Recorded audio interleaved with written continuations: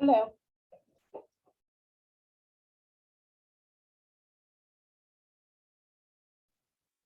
Hello.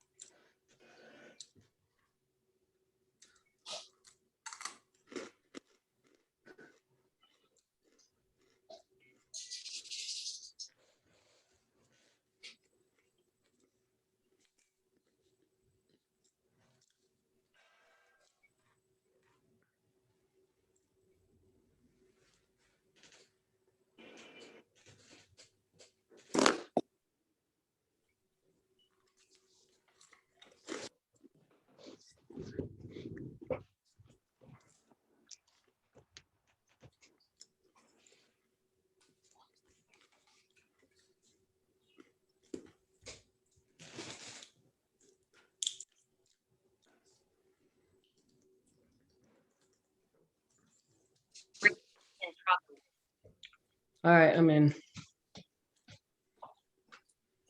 Okay.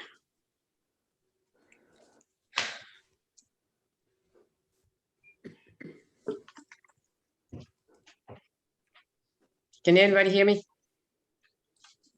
Yeah. Okay, Yeah. good, thanks.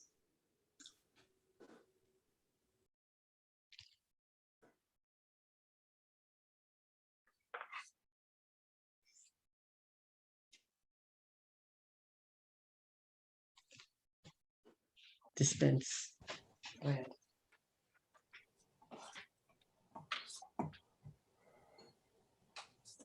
It is just 6:30. We'll wait a couple more minutes.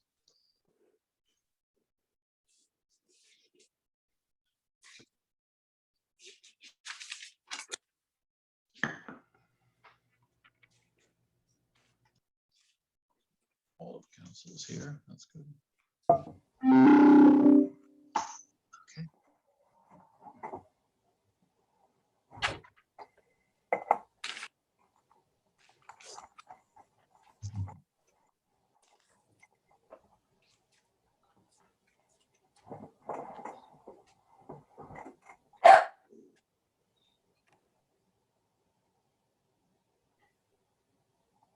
Hey. All right. Thank you, Anne Marie. Good evening. It is Monday, June 14th, and we are here for the regular monthly meeting of the Mayor and City Council. Appreciate you all taking time out of your evening to join us for this meeting. I'd ask you to rise and join us in the Pledge of Allegiance. I pledge allegiance To the United States of America, and to the republic for which it stands, one one nation, under God, under God, indivisible, with with liberty. liberty and justice for all. Thank you very much. Bit of irony here. Today is Flag Day. Yeah. And it was 244 years ago that the flag was created by Betsy Ross, and it was 105 years ago that Woodrow Wilson established the holiday, but it has never been recognized as a federal holiday. As you close your day, I would urge you to take a moment and reflect on what the flag means.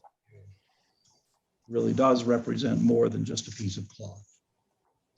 A quick announcement here that City Hall has opened during normal business hours. However, we are asking anyone coming to City Hall to wear a mask upon entering the building. And you can still do things via fax or at the window. But the City Hall is now open, and we are working towards reestablishing in-person meetings for various committees and members of council. So thank you all for your patience as we work through the impacts of COVID that necessitated us closing the building. And we're pleased to announce that at this point, all of our staff is well and no one is experiencing any difficulties with COVID. And while I'm on that subject, vaccinations are widely available. And I would encourage you to think seriously about getting it if you haven't already gotten it. As I've said in the past, Lewes is the highest, if not almost the highest vaccinated community in the 19958 zip code in the state. And we thank everyone for their cooperation. And I think that's helped us return to a more normal lifestyle. Not a lifespan. I hope we all have a good lifespan. Between now and the time we get together again for another meeting, we will celebrate 4th of July. As you'll recall, last year was a complete washout for us. But this year, although there will be no kids' games on 2nd Street on the morning of July 4th, which is a Sunday, there will be the boat parade sponsored by the Rotary at 2 o'clock. The Doodah parade will take place this year, as it has in previous years, starting at 5:30 as an estimated kickoff. And the fireworks will take place at dusk. And again, the fireworks will occur on a barge offshore. We've worked with the fireworks supplier to have a higher aerial display, and we think that will enable you to be able to observe the fireworks without necessarily being right on the beach. There are many good places to look at fireworks. And also, I'd remind you that because of the holiday falling on a Sunday, City Hall will be closed on Monday, the 5th of July. I'd like to also share with you that we worked over the last couple of years to develop a relationship with M&T, which we're most appreciative of, to develop additional parking. And that relationship has come to pass, and the lot's been operational. And we already are beginning to see positive impact on people using the lot, which is obviously helping the revenue stream. So again, that's additional 10 spaces during banking hours, but it's an additional 28 spaces on weekends and after regular banking hours that are available for use in downtown Lewes. So we appreciate the cooperation with M&T.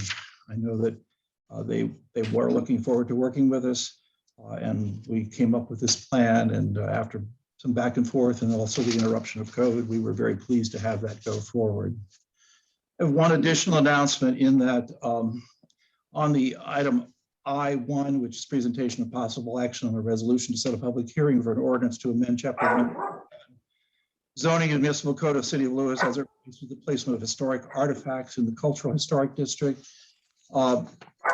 Looked carefully at this, and the code for H Park does specify a particular way to things move forward when it's a zoning issue. And so in conversation with members of council over the last few days, we have decided that we would like to see that process move forward as it has spelled out in the zoning code. So we will not be taking up item I1 this evening. With that, are there any other additions or deletions to the agenda that anyone has? Hearing none, in the proclamations, there is a proclamation to recognize June 19th as Juneteenth, and the proclamation is available online. We no longer read proclamations. However, tonight we have with us Dr. McCaffity. And Dr. McCaffity, I invite you to unmute yourself. And I neglected to mention that City Hall will be closed on Friday, Juneteenth as well. So we will observe the holiday as well on this coming Friday. But Dr. McCaffity is here to talk to us a little bit about Juneteenth. And Dr. McCaffity, you are unmuted, so the floor is yours if you'd care to speak. Thank you very much for taking time to be with us. Thank you. And I thank you, Mayor Becker, for the opportunity, and to the mayor and the members of the council. I will just give a little background information about Juneteenth. And we are happy that the city council decided to give recognition to Juneteenth. a day commemorating the freedom of slaves in Galveston, Texas, almost 2.5 years after the Emancipation Proclamation issued by President Abraham Lincoln on January 1st, 1863. The proclamation changed the legal status under federal law of more than 3.5 million enslaved African Americans in the secessionist Confederate states from enslaved to free. The states that were not in rebellion were not included, but the proclamation still applied to more than 4 million enslaved people. And we were taught in school that Lincoln freed the slaves, that the Civil War was fought to free the slaves, and that Black people in America have made slow but steady progress. Abraham Lincoln, in fact, had little concern for the plight of slaves. In his famous reply to Editor Horace Greeley in August 1862, he openly stated, my paramount objective in this struggle is to save the Union, and it's not either to save or destroy slavery. If I could save the Union without freeing any slave, I would do it. And if I could save it by freeing some and leaving some others alone, I would also do that. End of quote. He also originally opposed Blacks fighting in the Civil War, because the Civil War, in fact, was a war between two economic systems, a war for power and control in the United States by separate factions of the ruling class, the rich white slave owners in the South and rich white industrialists in the North. It was not a moral issue, but a political and economic issue.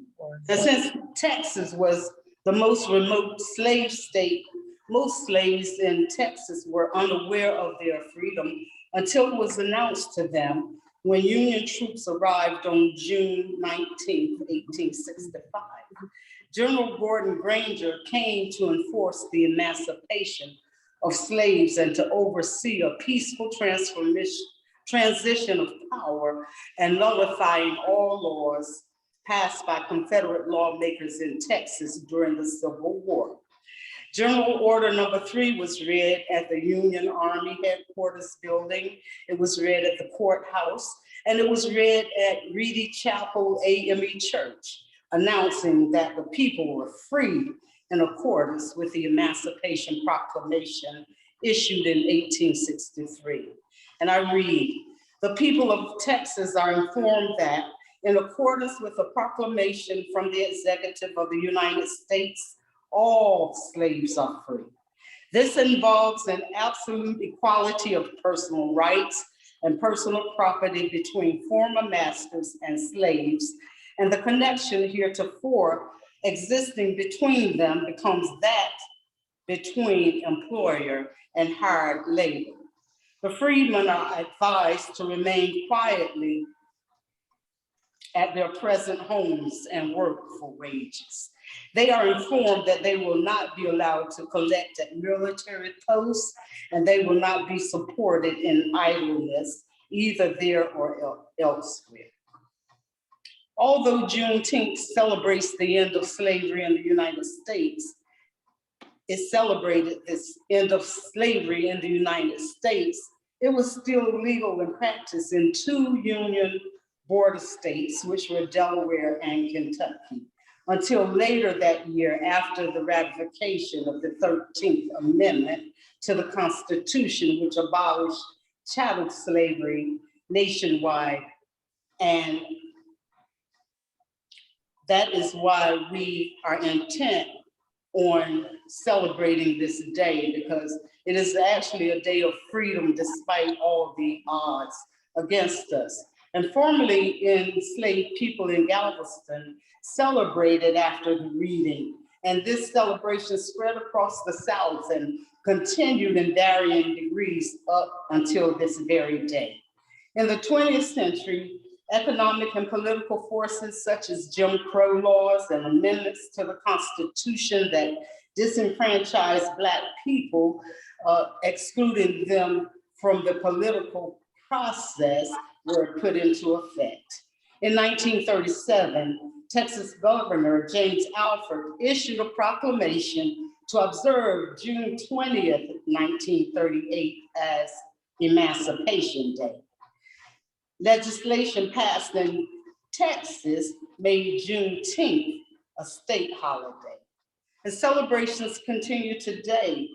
We do such things as the reading of the Emancipation Proclamation, we hold prayer breakfasts, street fairs, reenactments, information dissemination about the status of Black affairs, health fairs, singing of traditional songs, and reading of works by noted African-American writers. Family reunions, cookouts, blues festivals, lectures, plays, storytelling, and exhibitions on African-American history and experience are added so that we can instill a sense of heritage and pride in Black youth, and to commemorate a people who have a strong sense of overcoming. Historian Mitch Kochum considers that celebrations of the end of slavery have three goals: to celebrate, to educate, and to agitate. I thank you so much again for this opportunity, and we regard this as a chance towards mending the racial bridge and moving towards racial reconciliation. Thank you.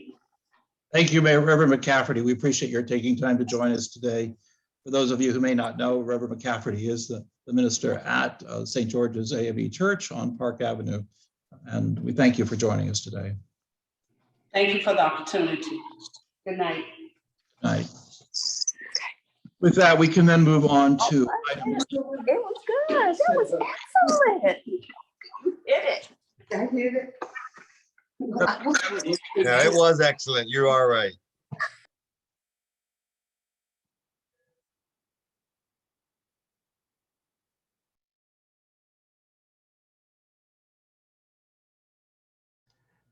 You're muted, Mayor. We can all unmute ourselves now, I think. Okay, we have, thank you, Glenn. So we have 40 people on tonight as attendees, and if you haven't identified yourself by name, we would appreciate your doing so. Most people have, but there are a few who have just identified by a couple of initials, and we would like to know who is on with us if at all possible. So then we could move on then to item E3, is presentation of possible action of appointment of members to serve on an executive committee to develop recommendations to address resiliency in Lewes as we prepare for the effects of sea level rise and climate change. I hope all of you, or many of you, took time to either do the listening sessions. There were 3 of them last week throughout the midweek, and I know there was good attendance. And I know several other people went online and took the survey, and we appreciate your taking time to do that. Philip Barnes of the University of Delaware IPA and his staff and colleagues, as well as folks from DENREC, worked hard to gather the information from those listening sessions. And we're still waiting for that information. Recording in progress. There we go. Come to us. We okay, Anne? I've been recording all along. I don't know what that was. I think it might have been Reverend McCaffity. Okay.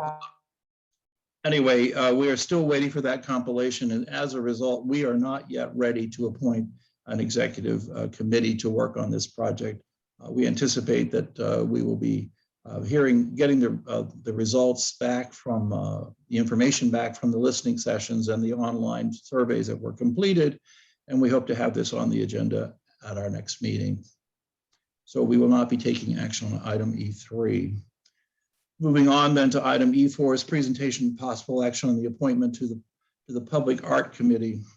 I have had conversation with Nancy Lehman, who is a resident of Lewes and has an extensive history at the Philadelphia Museum of Art and in Buffalo at the Art Institute up there. And I would like to seek the council's approval of the appointment of Nancy Lehman to the Public Art Committee. Is there a motion to do such? Thank you. Motion, Mayor. Thank you. I think Tim had a second. So all in favor? Aye. Aye. Great. So we welcome Nancy. I see is on with us tonight, and we thank her for her interest and her willingness to serve and look forward to what she can bring to our Public Art Committee. And then moving on to item E5, which is presentation of possible action on appointment to the Bike and Pedestrians Advisory Committee. I have had conversation, and I want to thank Tim Rizzard for mentioning to Mary Woods, a resident of Lewes again, who lives in Chip Carpenter Square, for introducing me to Mary. And she is very interested, and she's an avid biker and walker, very anxious to serve on this committee. And I would seek your approval of that appointment. Is there a motion to approve that? Thank you, Tim. Is there a second? Andrew, thank you. Are there any comments or? Okay, hearing none, all in favor? Any opposed? Motion carries. Mayor, does that give that count? That gives that committee a full roster now? Okay, great. That will fill out the committee. I did have a conversation with Don Long, the chair of that committee this morning. He's very excited about the possibility of Mary joining that committee. So looking forward to her participation there as well. Moving to the consent agenda, we have the minutes from Mayor and City Council meeting from April 12th and April 26th on there.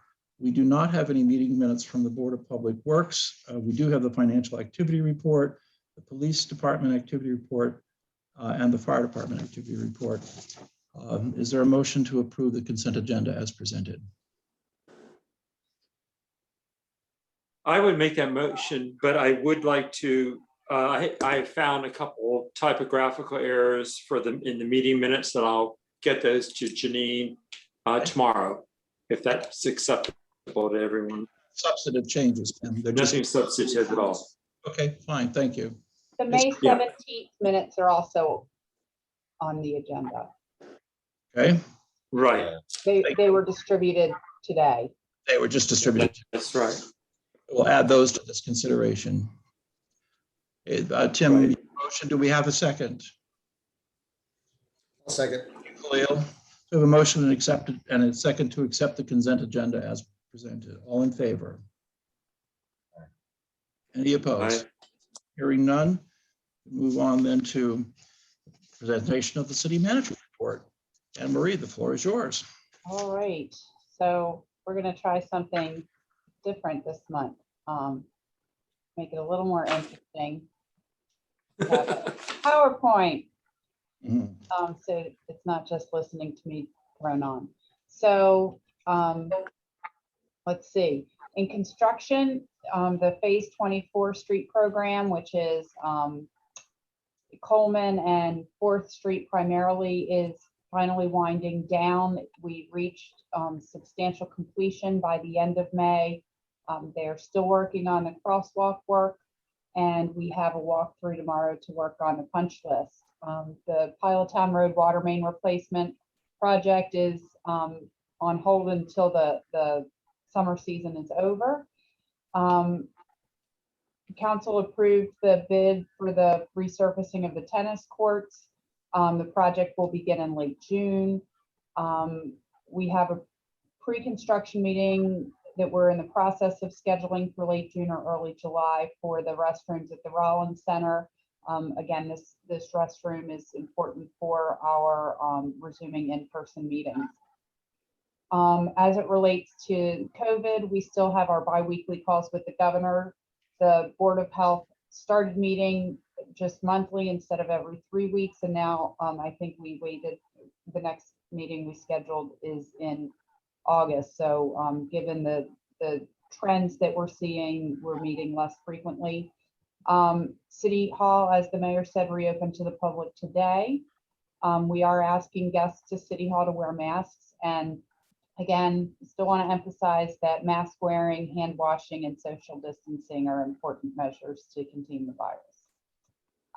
We had our municipal election in May, and Khalil Saliba and Carolyn Jones were sworn in on May 17th. We did an orientation at the staff level and then also one with the city solicitor. A lot's been happening on the planning front, the last month, you all did not take action on the resiliency ordinance.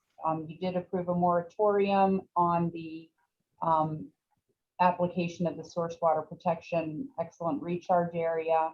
And again, you're looking, it'll be deferred till next month, but to appoint the executive committee to deal with the coastal environmental issues. And we're doing these listening sessions with the coastal programs in University of Delaware.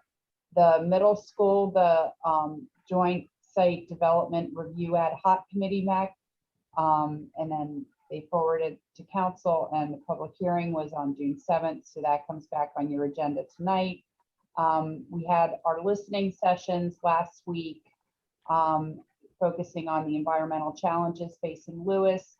If you go to our website under news and announcements, if you missed the listening session, you can still submit your feedback through a survey.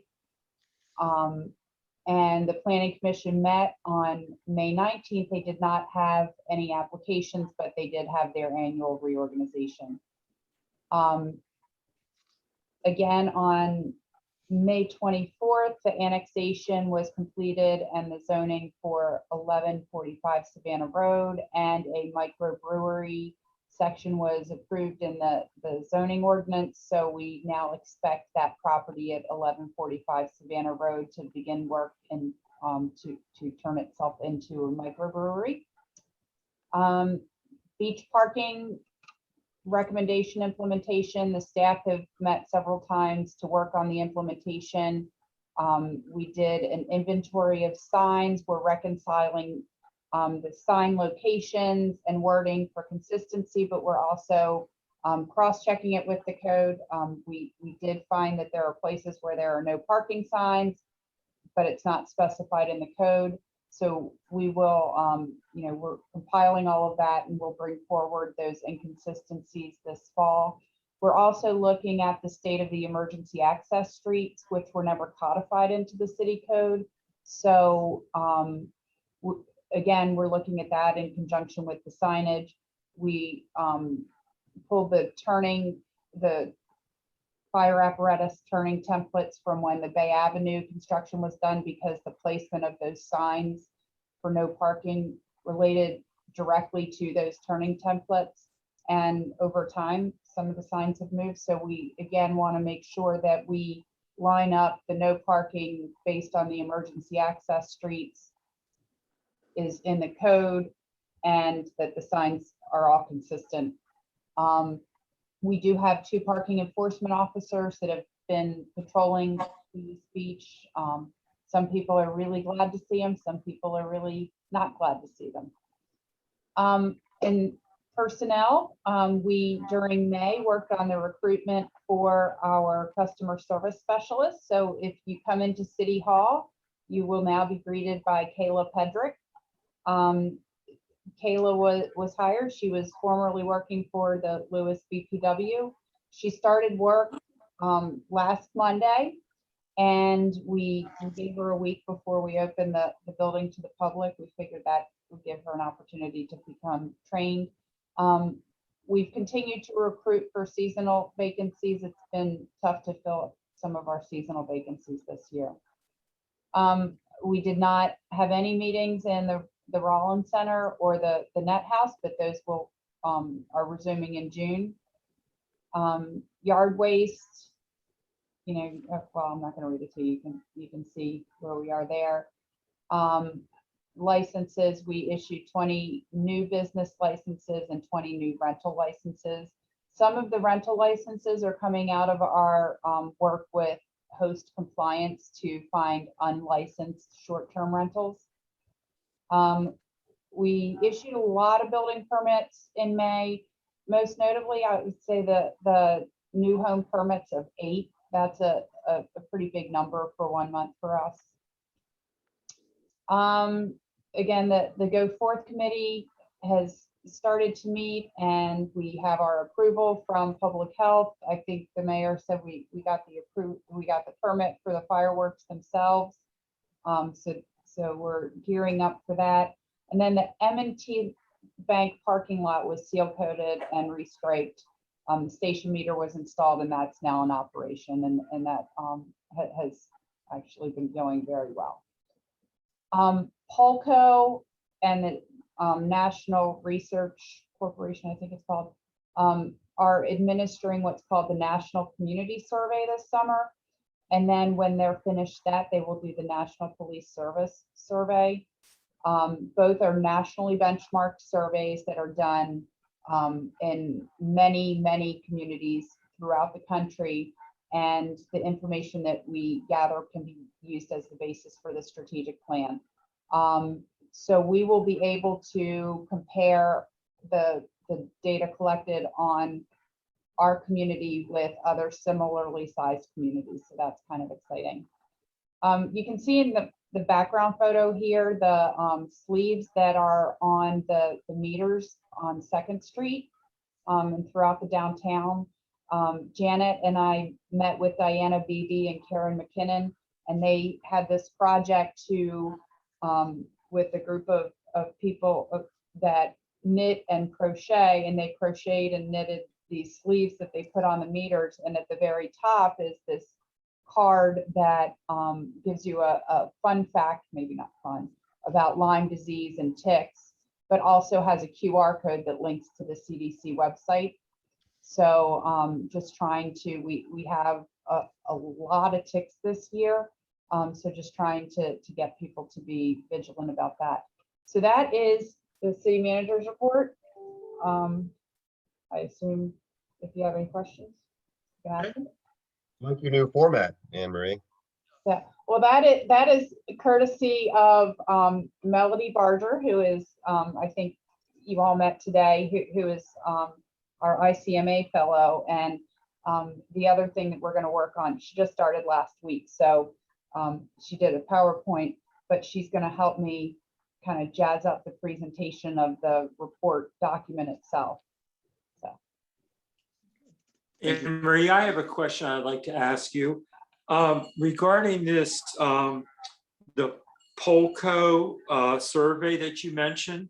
Yeah. How will members of our community be surveyed for that? Is that a door-to-door thing, or No, it will. how is that done? It will be Mail. mailed, and Okay. and there will be a follow-up postcard mailed, I believe, and they can either complete the paper survey and return it in a postage paid envelope, or it will give them a website that they can go to complete the survey, but they would put in their specific code. I see. That way you don't have to. And do they do a sampling in the community, or should everyone expect to get the survey? It's a sample, but it's a very large sample. I think it's 600 surveys. Is that? I think it was 600, and I think it was 600 for the police survey. So not quite as many on the police, but I mean, I would say a lot of people are going to get it. Right. Probably have Okay. a 50 shot of getting it. And that's coming up during the next 30 days. Is that correct? That'll go out in July. Yes. July. Thank you very much. Appreciate it.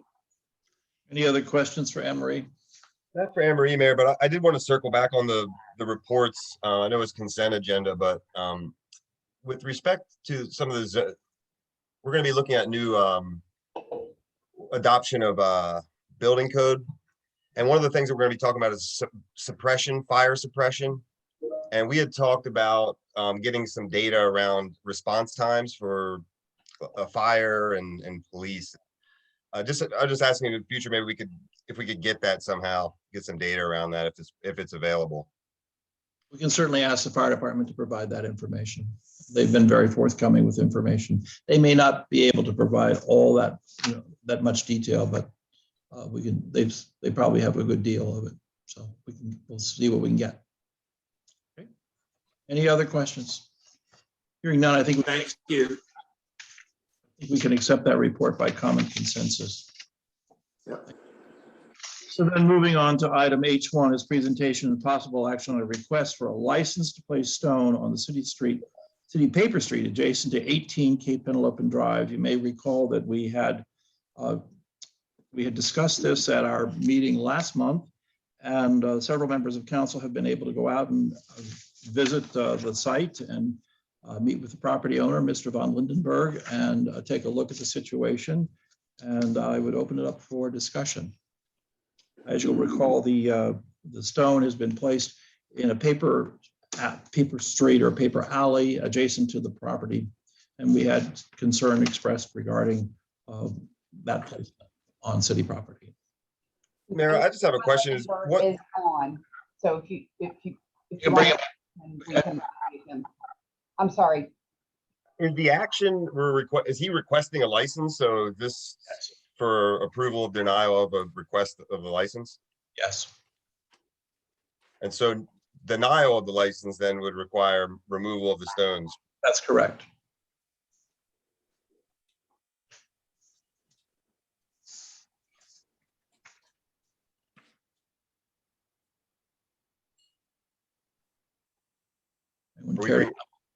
We bring Mr. von Lindenberg up so he could participate if there are any questions for him directly. I've just unmuted him. Okay, great. Thank you. Thank you, Mayor and Town Council. I appreciate your time. The concern is, but that's been expressed is first of all, that it's placed on city land without a permit. The other issue is related to the impermeability or the permeability of the stone that was placed there, given its relocation in relationship to the floodplain. I know, again, several of you have had a chance to go out and visit with Mr. von Lindenberg. Would you like to comment or? I'll comment. I mean, it's aesthetically pleasing, and I get the rationale behind putting it down. I think what I'm struggling with is, again, I think we discussed this in the past meeting. It was known that it was not on Mr. von Lindenberg's property, and he didn't seek permission first. And as I said, I think as a city, we're under pressure, as well as have initiatives to review the existing encroachment. So I think it would be unwise to allow a new encroachment that's not conforming. Okay, thank you. Leo, looks like you. Yep, I also, I visited Mr. von Lindenberg's property on Cape and Loping Drive, beautiful property. And he was very, very forthcoming. We spent probably 40 minutes or so. The driveway is probably permeable. However, I was a little bit, I keep coming back to the application that was submitted, and it was submitted for conditioned storage. And there is a garage, a parking area underneath the house, and then there is the driveway, a driveway that goes to the area where there is a garage door, but it also is on the permit, was listed as conditioned storage. And so I think if that wasn't on there, I might have different feelings, but I have to say, since it was not designated and listed as a garage, but as conditioned storage, I'm having a hard time considering granting a license for that. And so that are my key feelings about it is there was nothing on the permitting or applications that indicated there was a garage there. It was it's pretty clear it's conditioned storage. Thank you. Tim, it looked like you were about to speak when Khalil was speaking. Did you have comments you wanted to make? Me? Yes. Did you? No, I had no comment to make at this time. Thank you. I note that Chief Donald is on here this evening, and maybe we could bring Charlie up because he was going to look at the stone that had been put down and the substrate that was put underneath it. I don't know if he has additional information he could provide. I don't think he received any of the information, but he should be able to speak now. Okay, thanks, Charlie. Thanks, Anne Marie. Charlie, you're unmuted. Yeah, I really haven't done a whole lot with it other than just maybe passing by and looking at the stone, but you know, I didn't get any cut sheets or anything of the stone to review, nor have I run any tests of any sort on it. So that, you know, frankly, I don't know much more than you guys. Okay, thank you, Charlie. I was hesitant to have Charlie spend too much time and have the city incur a lot of cost. Sure, and I'll actually say I have a similar feeling as Khalil. It was Mr. Von Lindenberg was very transparent and very forthcoming and ran several tests. He dug down in it, showed it to us, ran his hose, and it seemed pervious and all that. But to me, it's just about the improvement of a piece of property it's just not on your property, within your property line, and that's it's others in Lewes have done it, certainly. Doesn't make it something that we're going to condone going forward. And as I said, there's pressure to enforce the deal right with way. those that are there now. So Yeah, I feel that, I mean, Mr. Von Lindenberg has been very prepared. He was very forthcoming, as Andrew said. He has submitted multiple documents to us and is a recent transplant to the area. He and his family recently moved here. And I went to see him, you know, and hoping to try to find a way to accommodate him. And again, Andrew mentioned as well, I'm really concerned about the precedent. I know there was miscommunication with the and confusion with the building inspector, but you know, I have to go to the documents that are filed, and they are pretty clear to me about the conditioned storage. And at this time, I mean, I'm, you know, Okay. I feel, but unfortunate. Okay, thank you. Carolyn? I sort of feel the same way. I wasn't quite sure from the first presentation that we had whether that building behind his house was a garage. So I went down yesterday, and I think I was really surprised to know that his garage was actually under his building. So the area that we're talking about is, you know, it seemed to me his extension out was far more than it needed to be. So I understand from what was told him and the building inspector and all that stuff, but it is quite apparent that he is very much over where he should be. And as much as I wanted to figure out how to work with him, we've got to go with what we have. We cannot, you know, allow this to happen. As Andrew has said, we do have encroachment issues that we're dealing with throughout Right. this. And Yeah. that is unfortunate, but it does encroach on city lands at this point. So is there a motion to regarding the issuance of a license? I'll make a motion that we deny the license. Thank you. Is there a second? I'll second. Okay, thank you, Tim. We have a motion and a second. Is there any further discussion? Hearing none, all those in favor? Aye. Aye. Okay, so the motion carries. Thank you very much.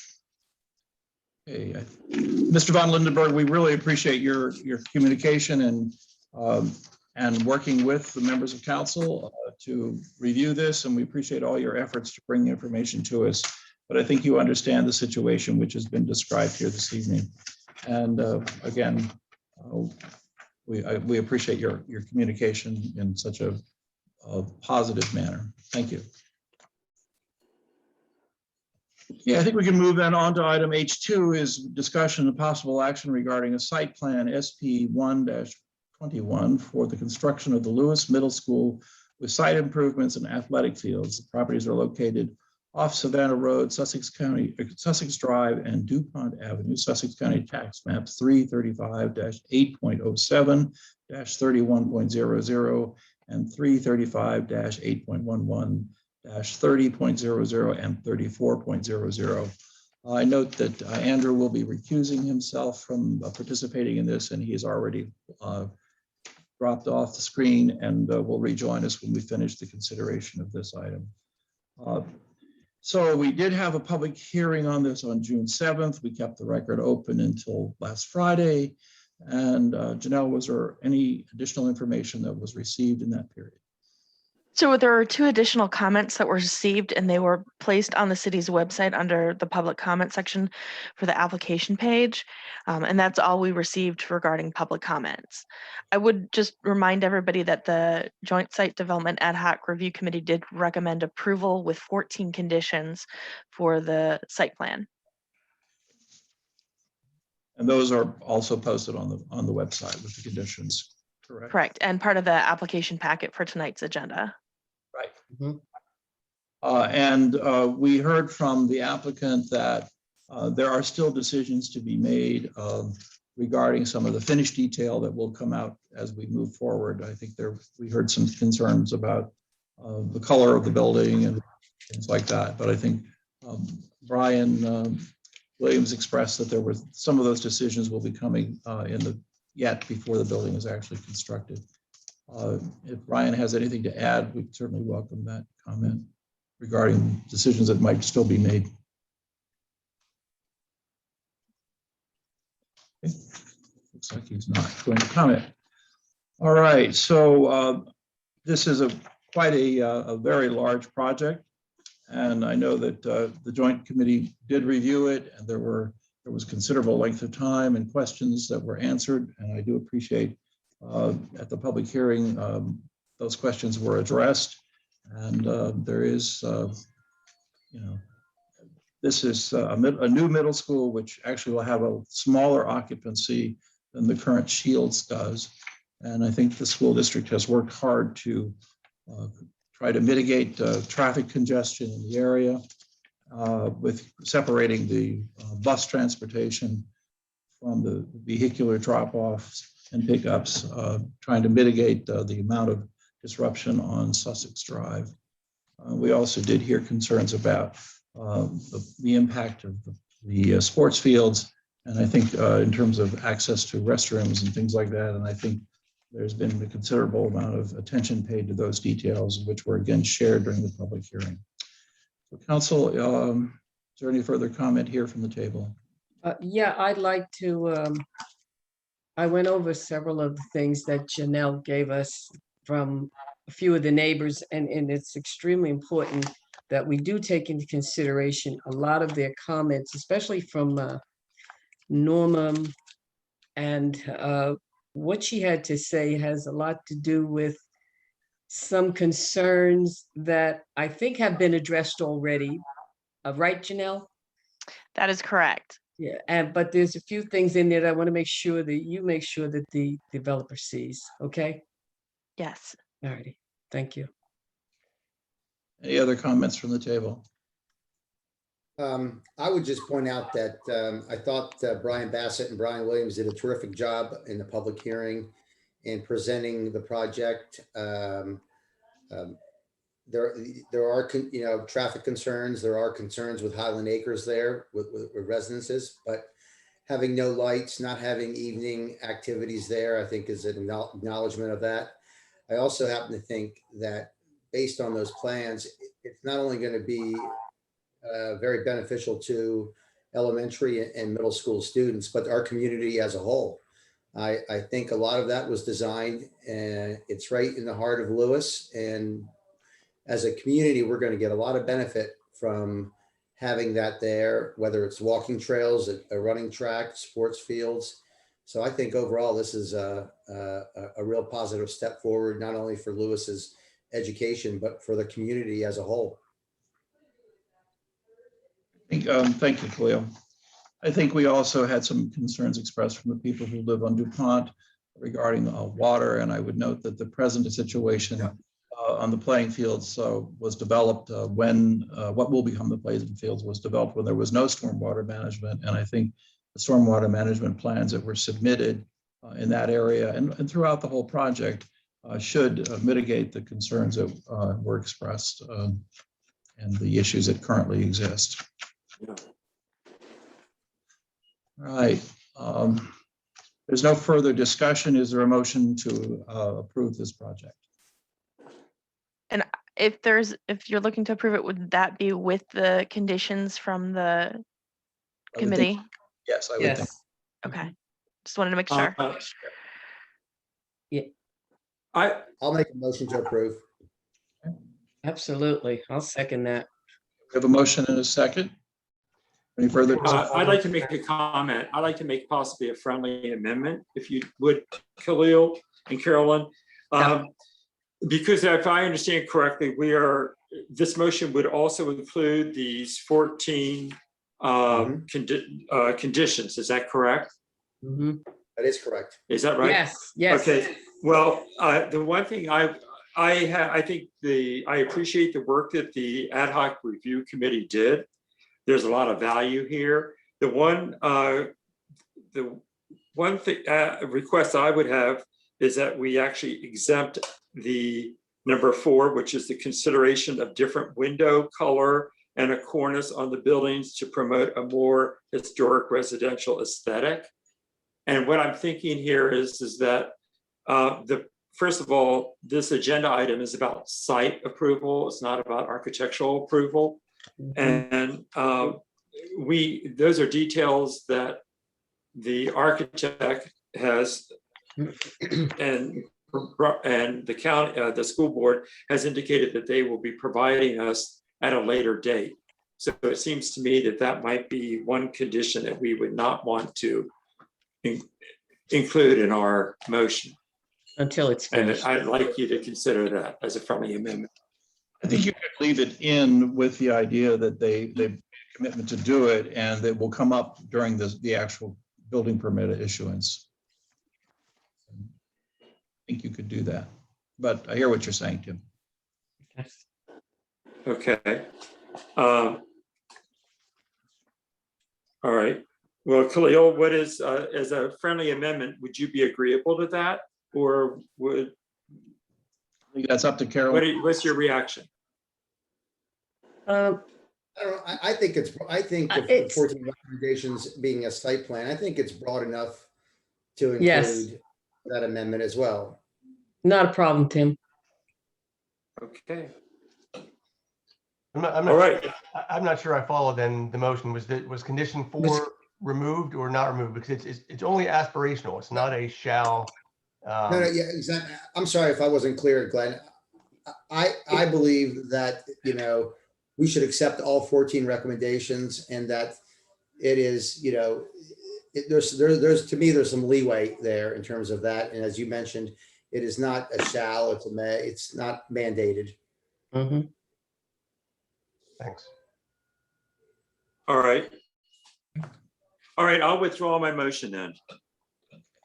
Thank you. Oh, okay. So we have a motion and a second. Mhm. All in favor? Will you do a roll call Aye. on this one, Mayor? I apologize. Yeah, okay. Yeah, I thought you would, but I'm sorry. It's a large project. I'd like to have some. like a roll call. Okay, Khalil, was your Okay. motion? You want to speak first? Well, I'll reiterate that in the recommendations made by the Joint Ad Hoc Committee, the public hearing, which I'll note, by the way, there was very little objection, if any objections to it. Right. Most of the comments were all positive. Norma Morrison did express some comments that I think were sound, but I'm very confident in what I read and heard from Brian Williams and Brian Bassett, that they have considered everything, and particularly the issues on Sussex Drive and on Savannah Road, the traffic, as well as the Highland Acres residents who live there, who are going to be pretty close to a school. But I also think this project's going to be just a terrific addition to Lewes, and will hopefully be a positive for Highland Acres and Sussex Drive and all the surrounding communities. Thank you, Khalil. Carolyn? Oh, I agree with that. It's going to be one heck of an addition to the city. I walked through it with Tim the other day. We will take into consideration the comments from Norma as well as others. I think they've done a magnificent job of presenting it to us. And I'm happy to see it coming. It's, you know, if we dot the i's and cross the t's on the things we're supposed to do, it should be a heck of a thing for the city. Great. Tim? I share in the comments that both Khalil and Carolyn have offered. I am very enthusiastic about this this plan. It shows a tremendous amount of, I think, good design, good thinking. And what is really, really helpful for me is to realize that something you spoke to, Ted, and that is the stormwater management issue that has been deficient and in fact not even on the site, the current Shield School site, and also at the playfields, is being addressed in this plan. And this should help not only the school site, but also the surrounding area, the residential community, and the public park area that is we call Blockhouse Pond or George P. Smith Park. So that's very helpful. Thank you, Tim. And I also want to say, don't take for granted all of the landscaping and the amount of trees and the beauty of this when it's finished. It is really going to be something to see. Very nice, very nice. Mm-hmm. And I too will vote affirmative for the reasons that have been previously stated. I also want to thank both Brians for their response to the things that were raised during the Joint Site Review Committee and addressing those concerns in a very thoughtful manner. So I too will. Motion carries. Okay. Amber, you want to invite Andrew back to join us? Welcome back. There Andrew. he is. He went to, he just turned his stuff off, so he was able to hear when we were done. Okay, good. All right, then moving on to item H3 is discussion and possible action regarding an ordinance to amend the comprehensive future land use map to amend the land use classification of parcels 3-35, 4.14-110 and 111 portions thereof located at 660 Pilottown Road from industrial to residential. This is a property that is known as the Brittingham or the Lewes Dairy. And we had a public hearing on the 9th of June. We had very minimal input from the community. This property had been on the market for a considerable length of time. We have a developer who's looked at it and has actually purchased the land at this point. And I would just clarify that the portions thereof relate to the fact that these two parcels actually cross Pilottown Road, and everything on the canal side of Pilottown Road is already zoned open space and will remain that way. So this portion will actually be relating to what we currently know as the site for the dairy. Janelle, you have anything you'd like to add? I just also like to note that you guys, the council left the record open until 11 o'clock this morning.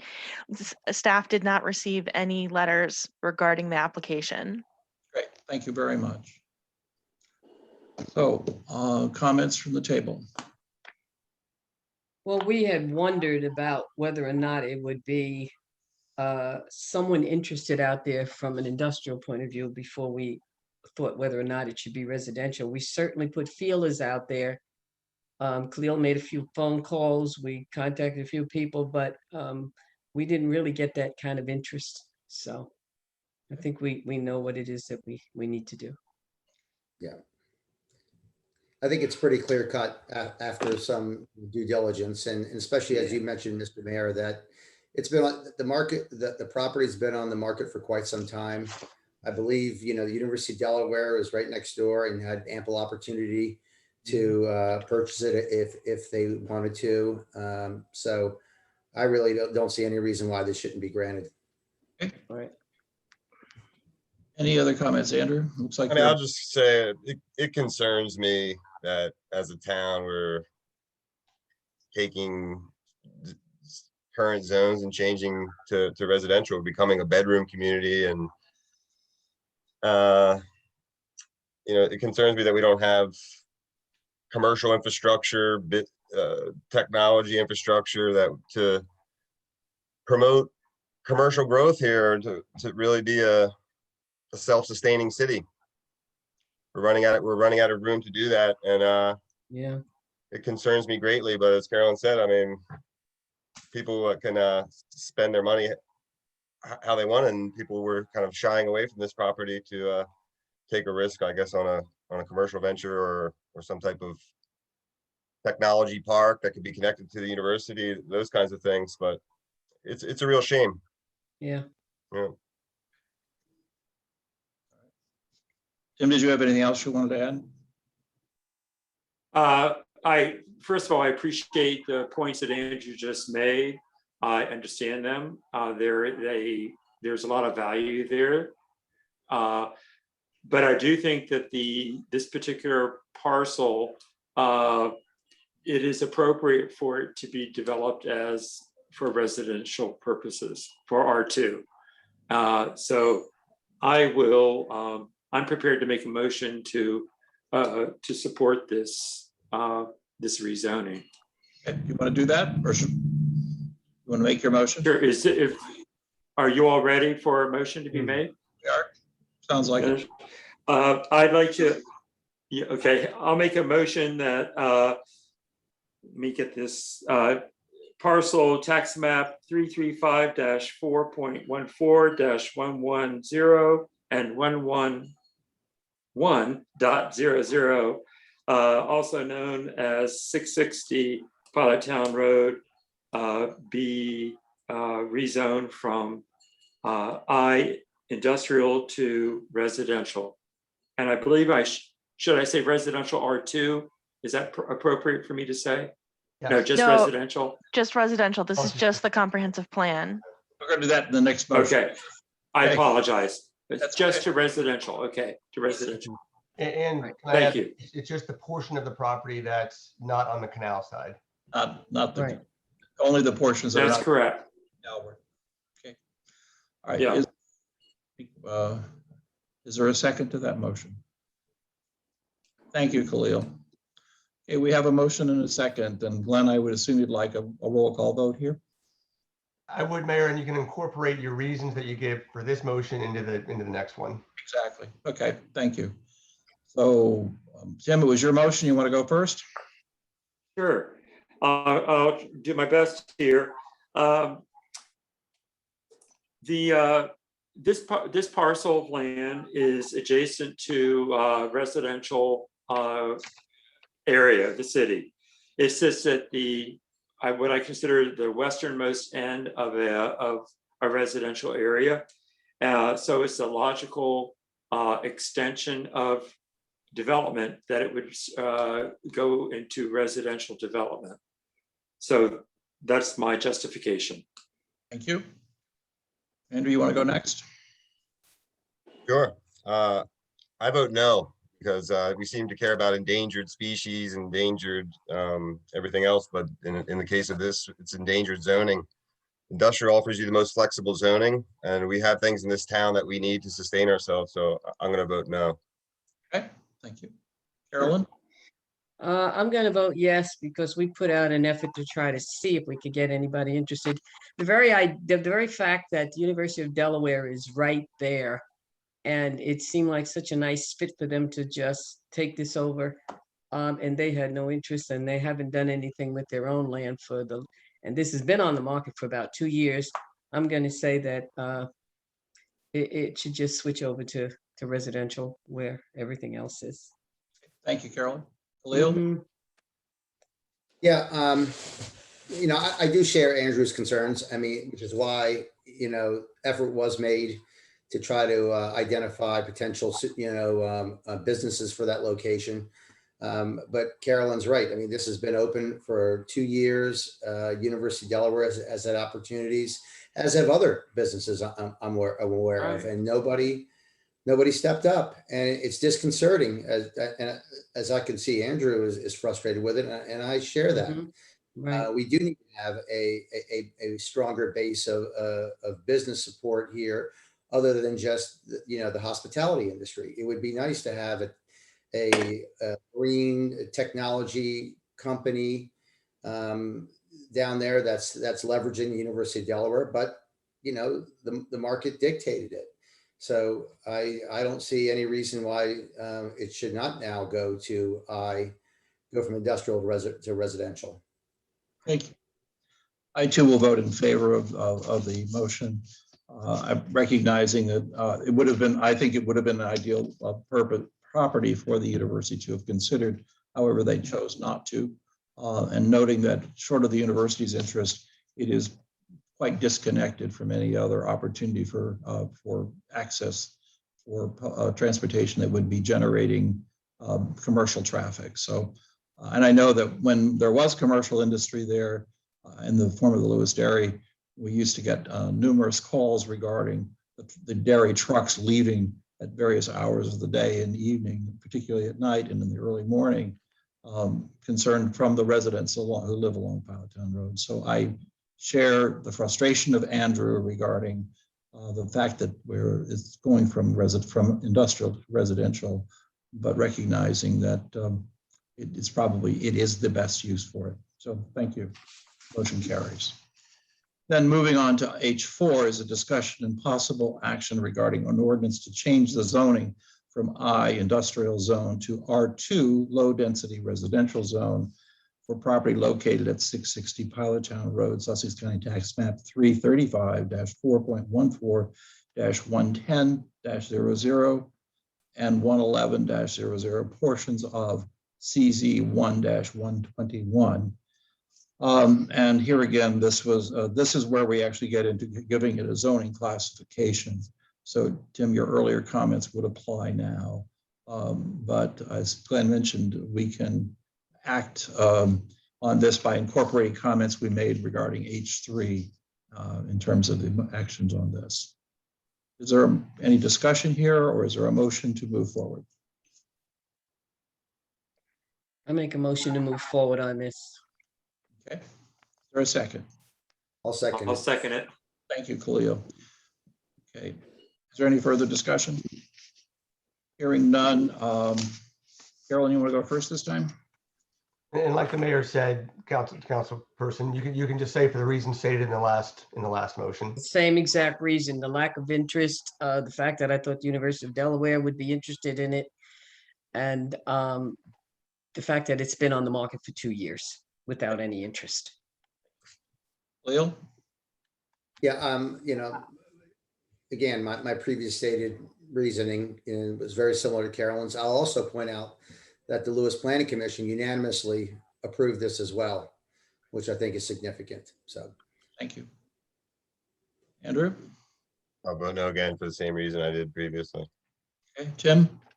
And I'm going to vote affirmative for the reasons already stated. Thank you. Thank you. And I too will vote affirmative for previous stated reasons. So the motion carries. Thank you very much. Moving then on to item H5 is presentation and possible action on the moving forward on the wayfinding signs.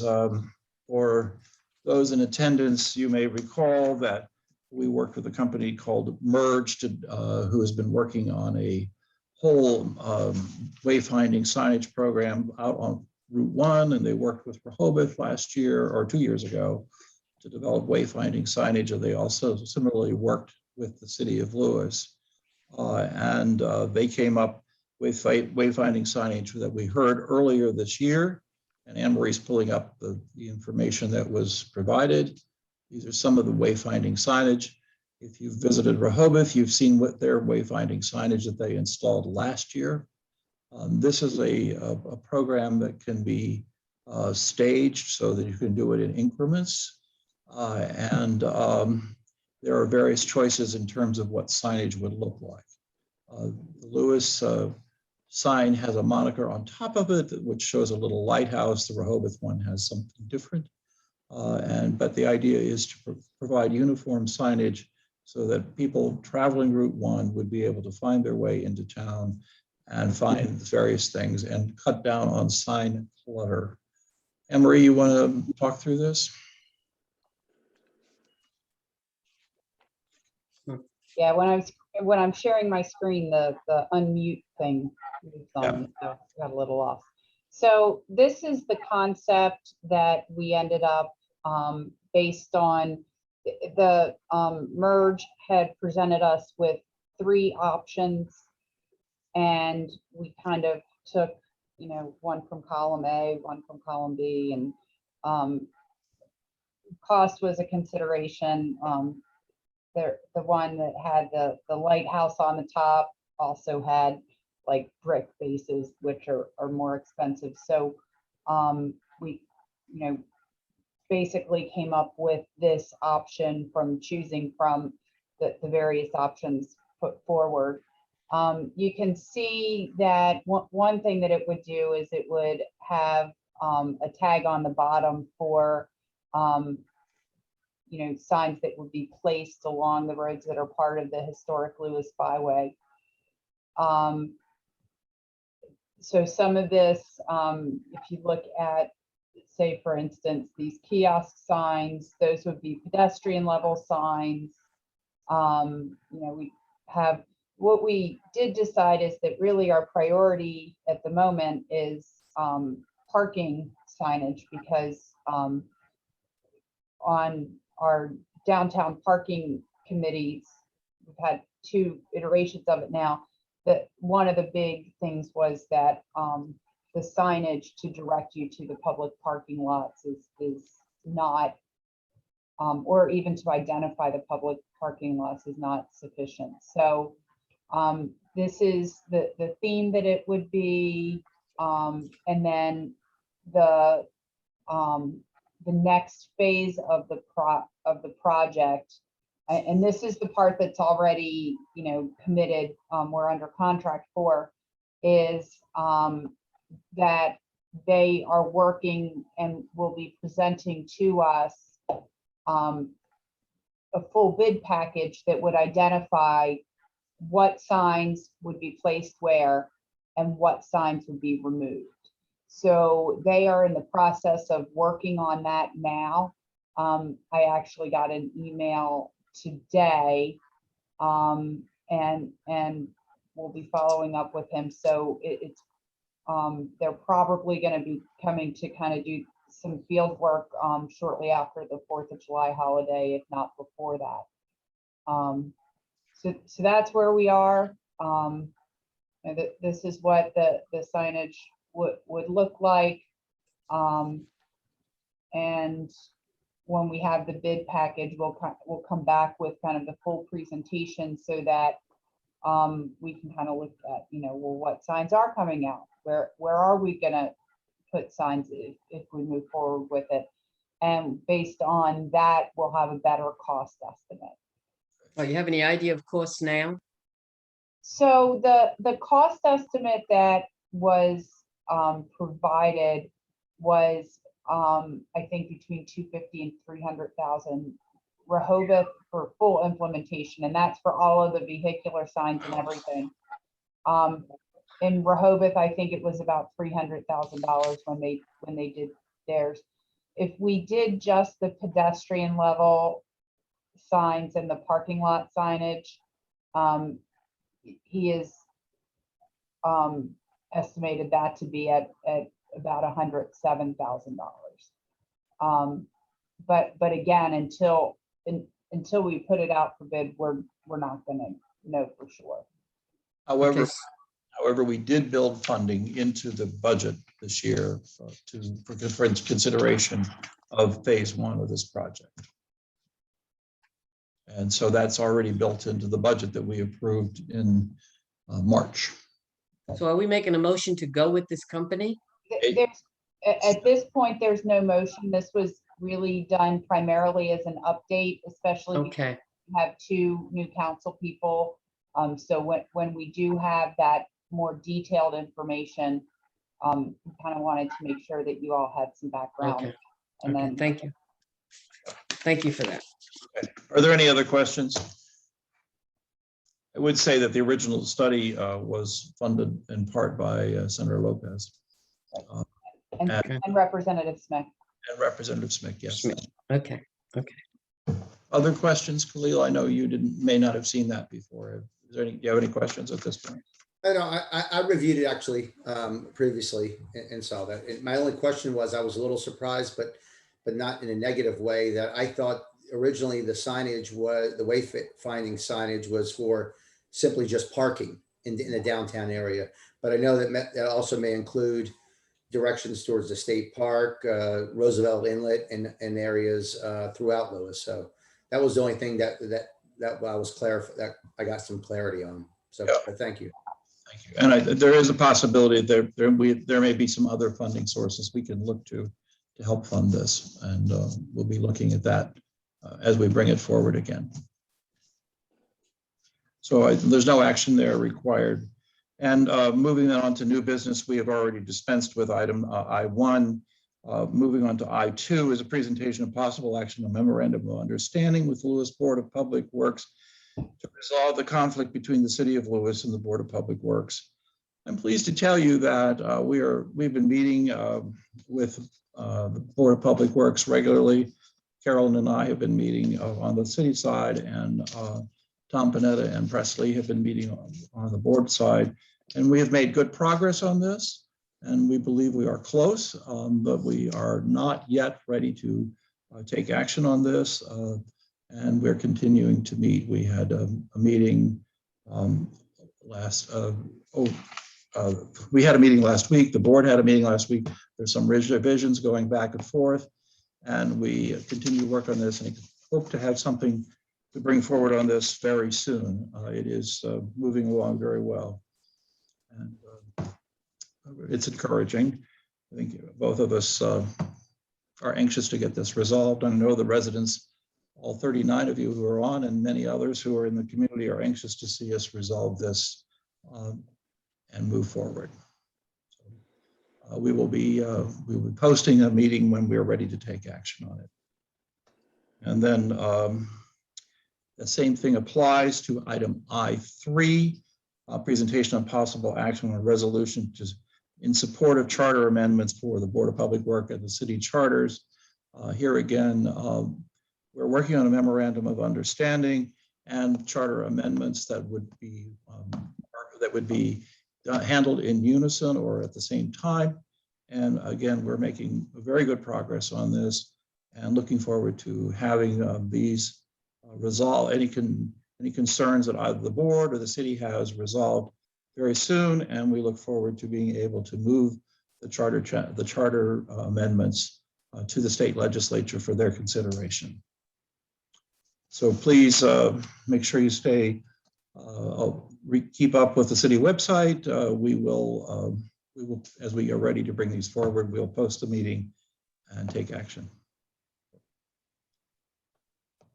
Okay, then moving on to item I4 is presentation and possible action on to reestablish a capital projects committee to include representation of the city and the Lewes Board of Public Works to coordinate capital projects between the two entities. As you know, the city had a capital projects committee in the past, and it was shifted. And because of the nature of the two organizations, it's very important, and I think Charlie could attest to this probably best, that we work together. We do now have one engineering firm working with us. At one time, we actually had two engineering firms, which obviously increased the cost of getting plans organized and approved. However, we've been working together now for a number of years using GMB as our engineering firm. And what we found is that when we weren't meeting as a joint committee, that sometimes either we or the board got ahead of the other one, and when we were planning to do a significant street repair or rehabilitation project. And so we might have put it in our budget, and the board might have had it a couple of years out, or vice versa. And we believe that reestablishing this capital projects committee will enable us to move forward in a way where we can both plan so that our budgets can consider the impact of a major street rehabilitation in a timely manner, so that it can move forward as one plan, and one doesn't get ahead of the other. And that's the intent of reestablishing capital projects committee. Charlie, you want to comment on that? I mean, yeah, I'm thrilled to hear it, because when we approach a project, whether it's a city or a board project, we're always thinking about it from both perspectives. And, you know, everybody's been part of the committee presentations through the years, and we talk about what we're going to do to the street, sidewalks, curb and gutter, landscaping, et cetera, but we're always talking about what goes underground as well. So I think it's a great idea. Very good. I'd like to go ahead and make a motion to reestablish, I should say, the Capital Projects Committee. Is there a second? I'll second it. Second. Okay. Okay, so we have a motion and a second. Is there any further discussion? Nope. Okay, all in favor? Aye. Aye. Any opposed? Motion carries. Thank you very much. Moving on then to item I5 is presentation and possible action on a plan to resume in-person public meetings. As we mentioned earlier, City Hall reopened today, which is great. And we're looking at how can we move forward to get back to full in-person public meetings, and also still continue to offer the ability to live stream. And one of the challenges with live streaming is you may give up the ability for the public to comment or receive public input. And so we're looking at ways to make sure that can happen. And Anne Marie has been working on a plan, and given like today with 36 attendees, if we were pre-COVID, we would have been very tight in our council chambers. And we were actually up over 40 people, 44 people, I believe, at one point as attendees. And that would have really pinched city council chambers. So going forward, we anticipate that many of our meetings will now be held, especially for our larger committees, and mayor and council will go forward being held at the Rollins Center. So in the meantime, it's the matter of getting technology. And so, Anne-Marie, you want to talk about where we are? And also, I would just, before I turn that over to you, I would note that in our budget, and Anne-Marie mentioned that we're getting ready to add restrooms to the Rollins Center, which will help facilitate our use of the Rollins Center, because these restrooms will be serving not only the community room, but also will be available for the concerts and things like that. So there will be an excellent addition to that building. Anne-Marie? Great. So what I've done is I've put a proposed plan in 3 phases based on the availability of 2 things, one being the technology and one being restrooms. So the first phase would have us resume at least some meetings in City Hall in the council chambers. We have signed a contract with Mid-South Audio, who does our AV stuff, to add the cameras and to get the streaming system installed at the Rollins Center. But everything is on back order. I suspect that might have something to do with the what is it, the transmitter Right. shortage of Right. technology, the same thing that's slowing down car production. Hmm. So Microchip. Microchips. that's the word I was looking for, microchip, yes. So so we looked at what, and we know that that's on back order till at least sometime in July. So we looked at what are the options that we have in City Hall. So what we are looking to do is in the lobby, install a television that we could stream what's happening in chambers into that TV that would be in the lobby. And then we would, we have, if you go, well, members of council came into City Hall today, and you saw the spacing of the chairs in council chambers. That complies with the 3-foot distance, and that accommodates 18 people in that space. And with putting a TV in the lobby, we could accommodate another 12 seated.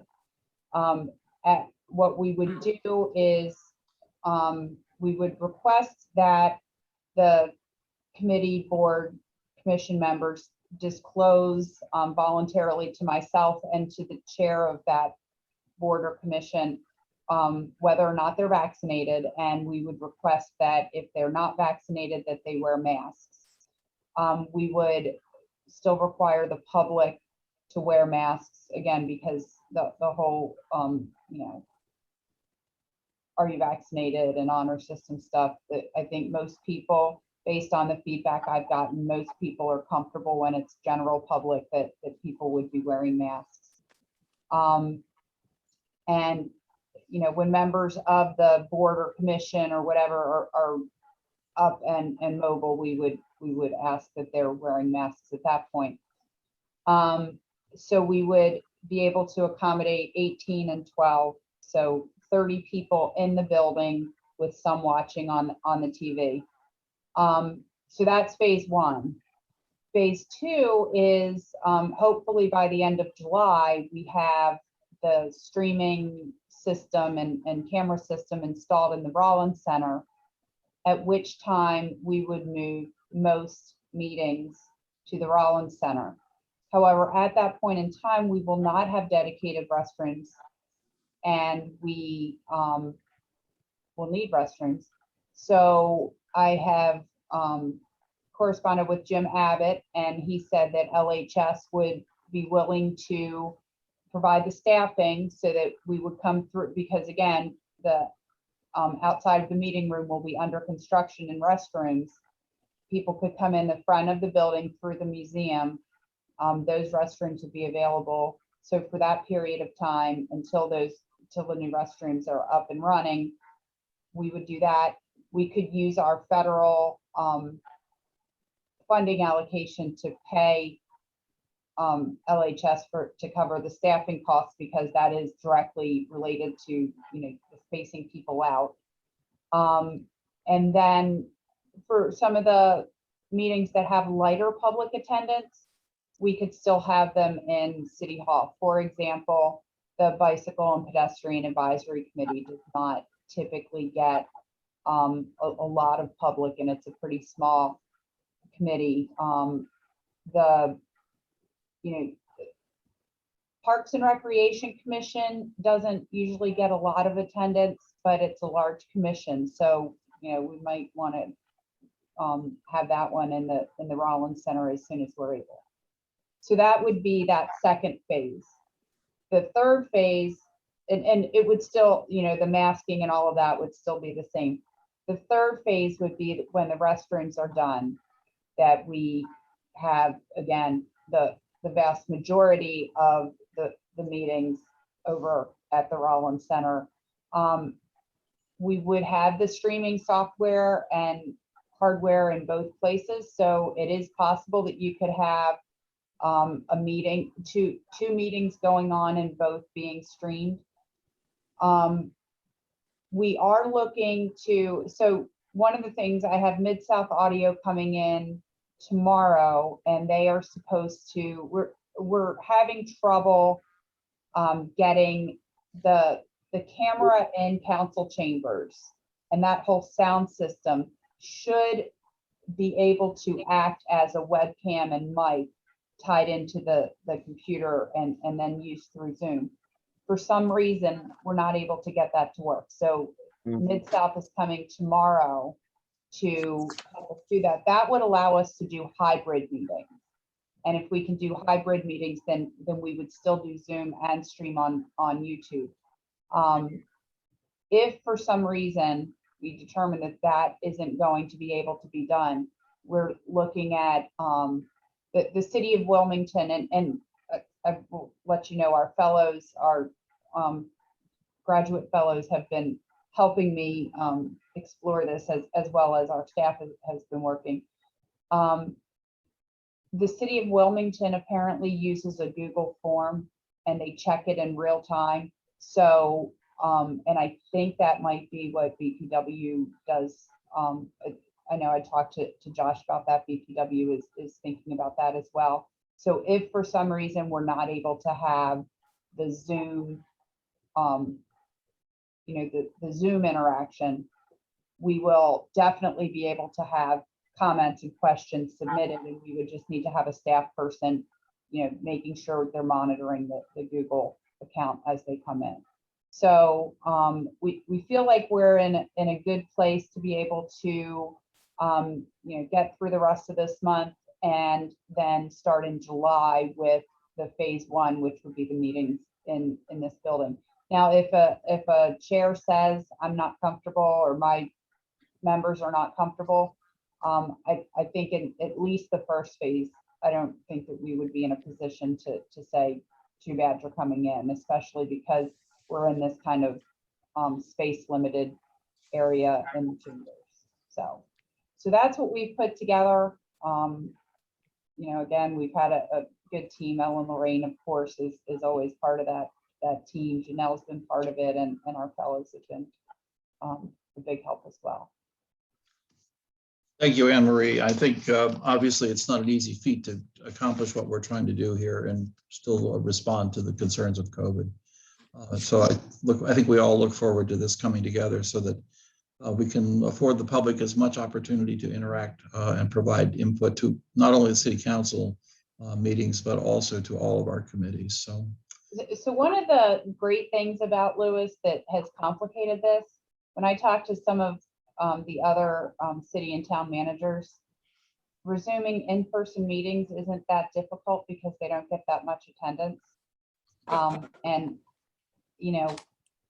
we get attendance. People actually care what's going on and they show up. So that's made it a little more challenging because we know that we have to plan to have people here. Yep. Thank you, Anne Marie. Are there any questions from the table for her? For Anne Marie? Okay, great. I think we all look to moving this forward and getting it done. Of course, the addition of the restrooms have multiple benefits over at the Rollins Center, not only, as I said, for meetings, but also for our Parks and Rec Commission and our concert series. So good steps to move forward. Then moving on to item I6 is presentation on possible action on a recommendation from the Bicycle and Pedestrian Advisory Committee to request that DelDOT install a crosswalk across New Road at Forecastle Lane. And there's a photograph of it where they are proposing that it be installed.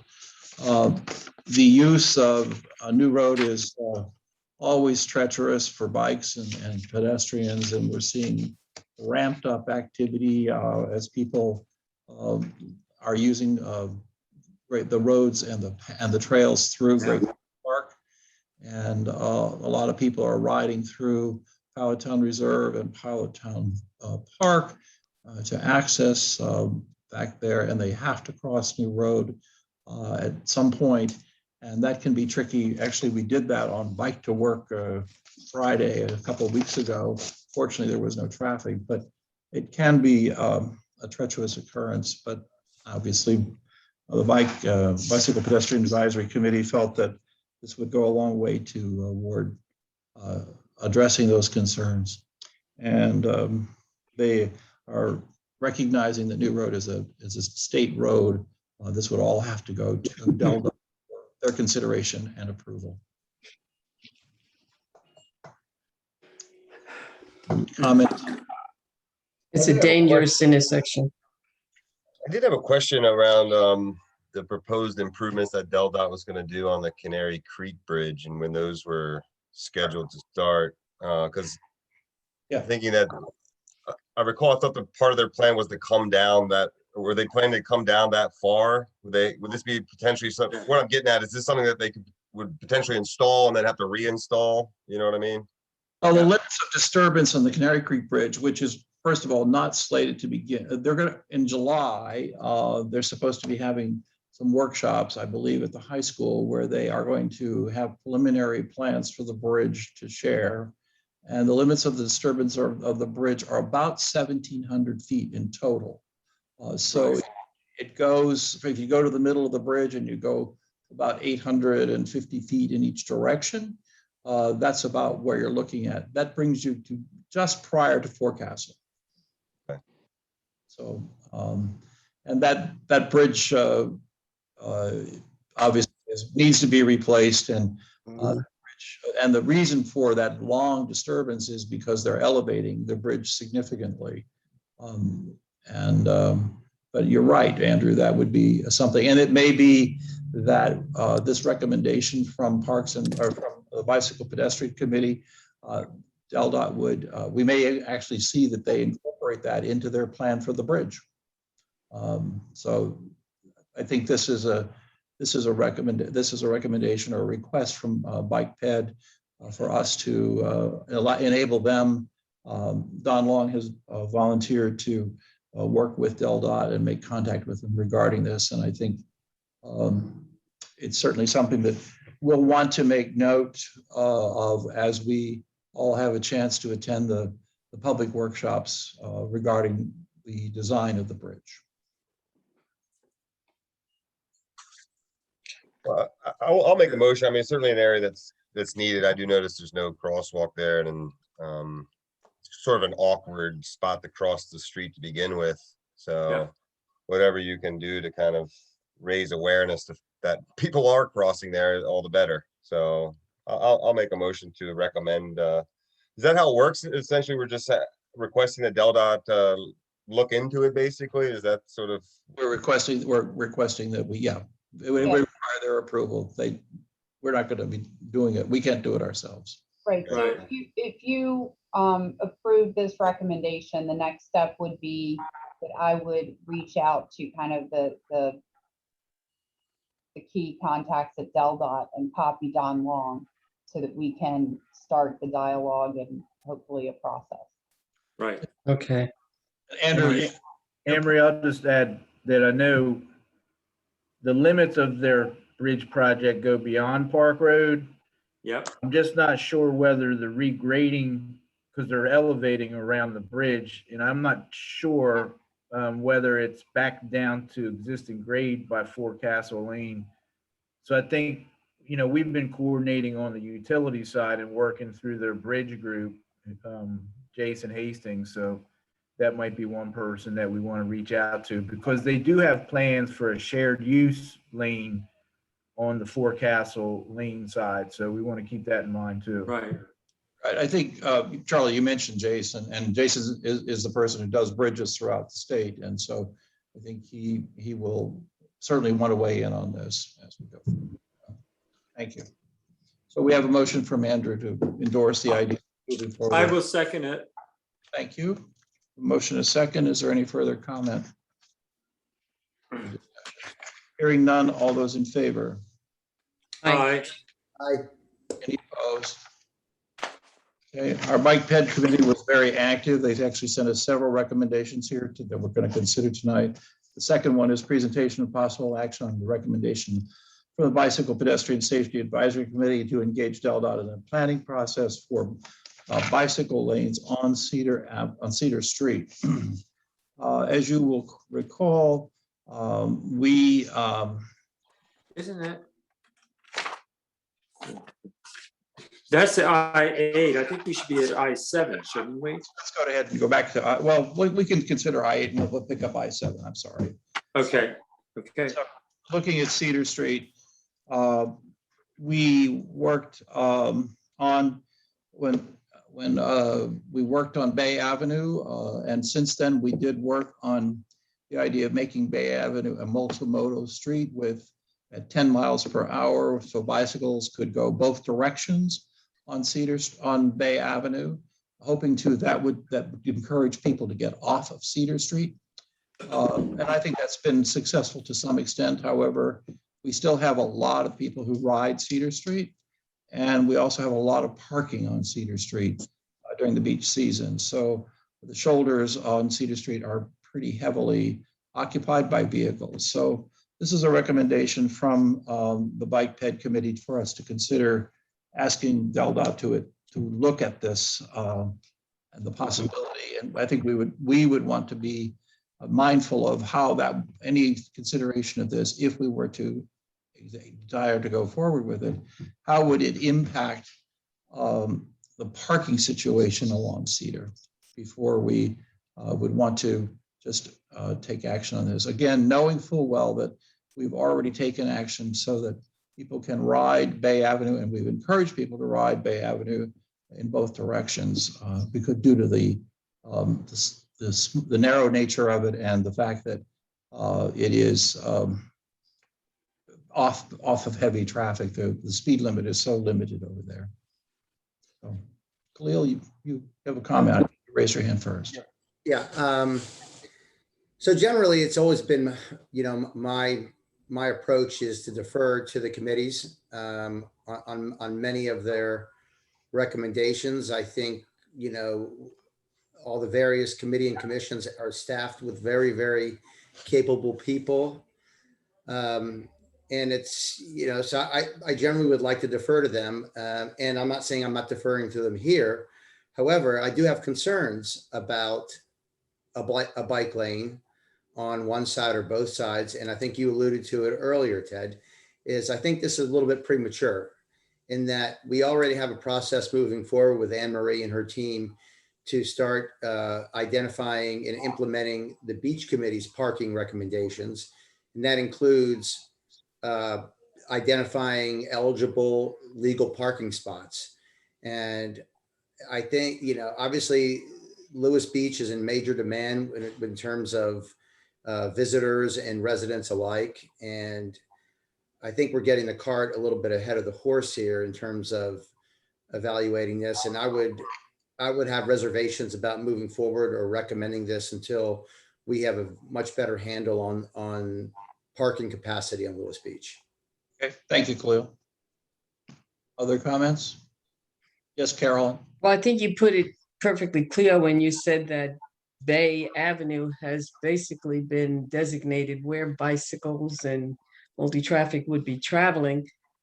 It would seem at a time when we're working to try to come up with more parking spaces that we should never take away spaces on Cedar of all places. Besides, they drive 25 miles an hour or more on Cedar.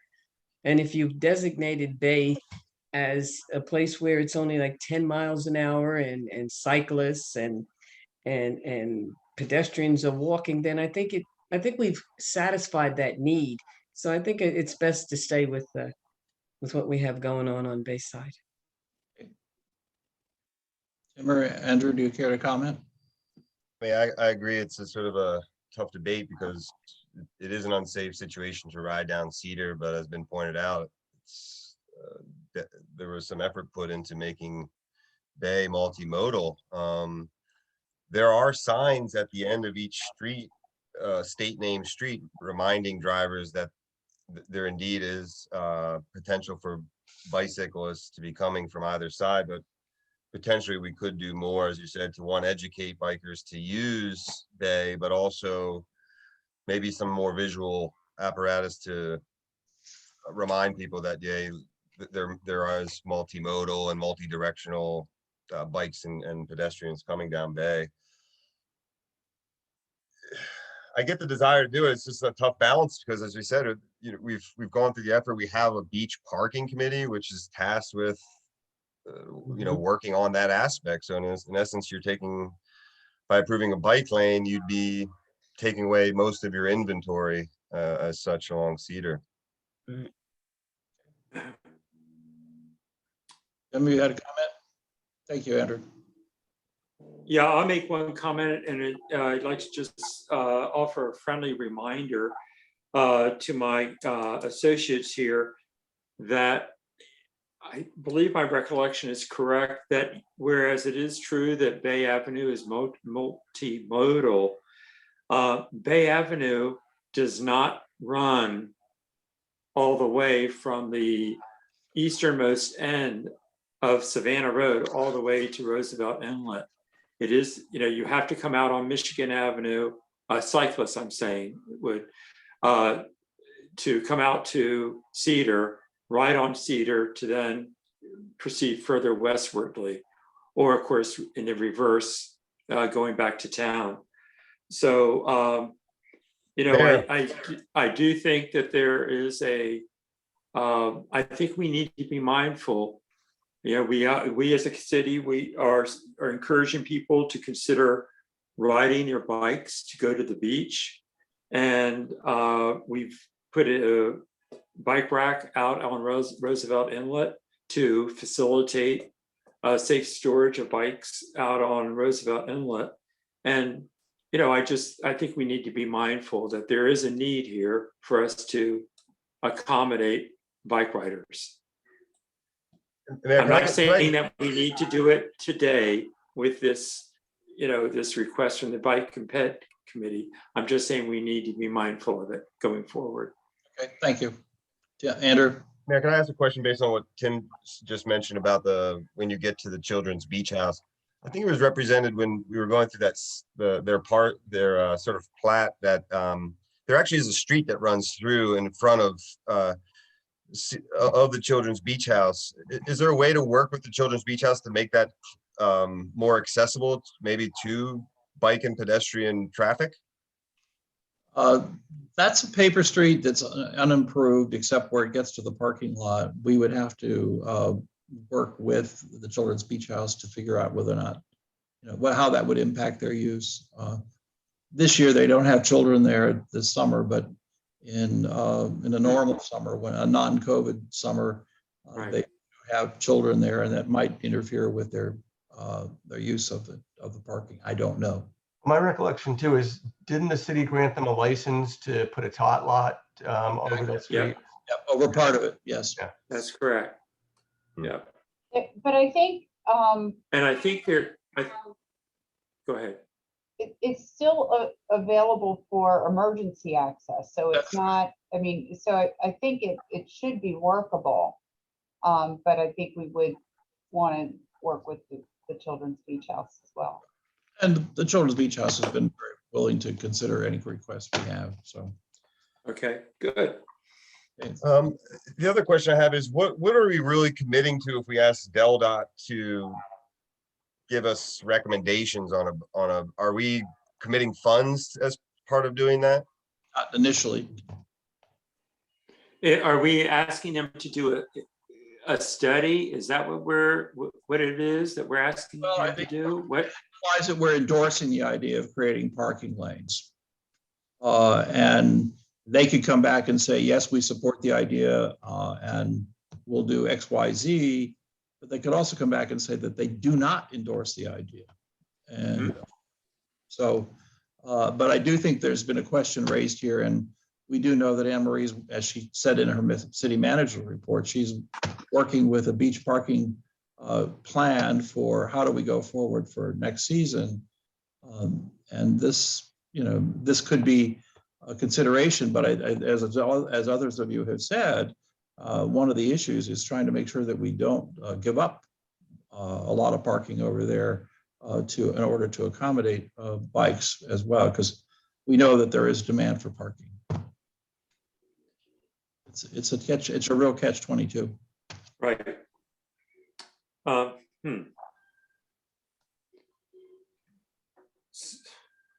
is there a motion regarding this?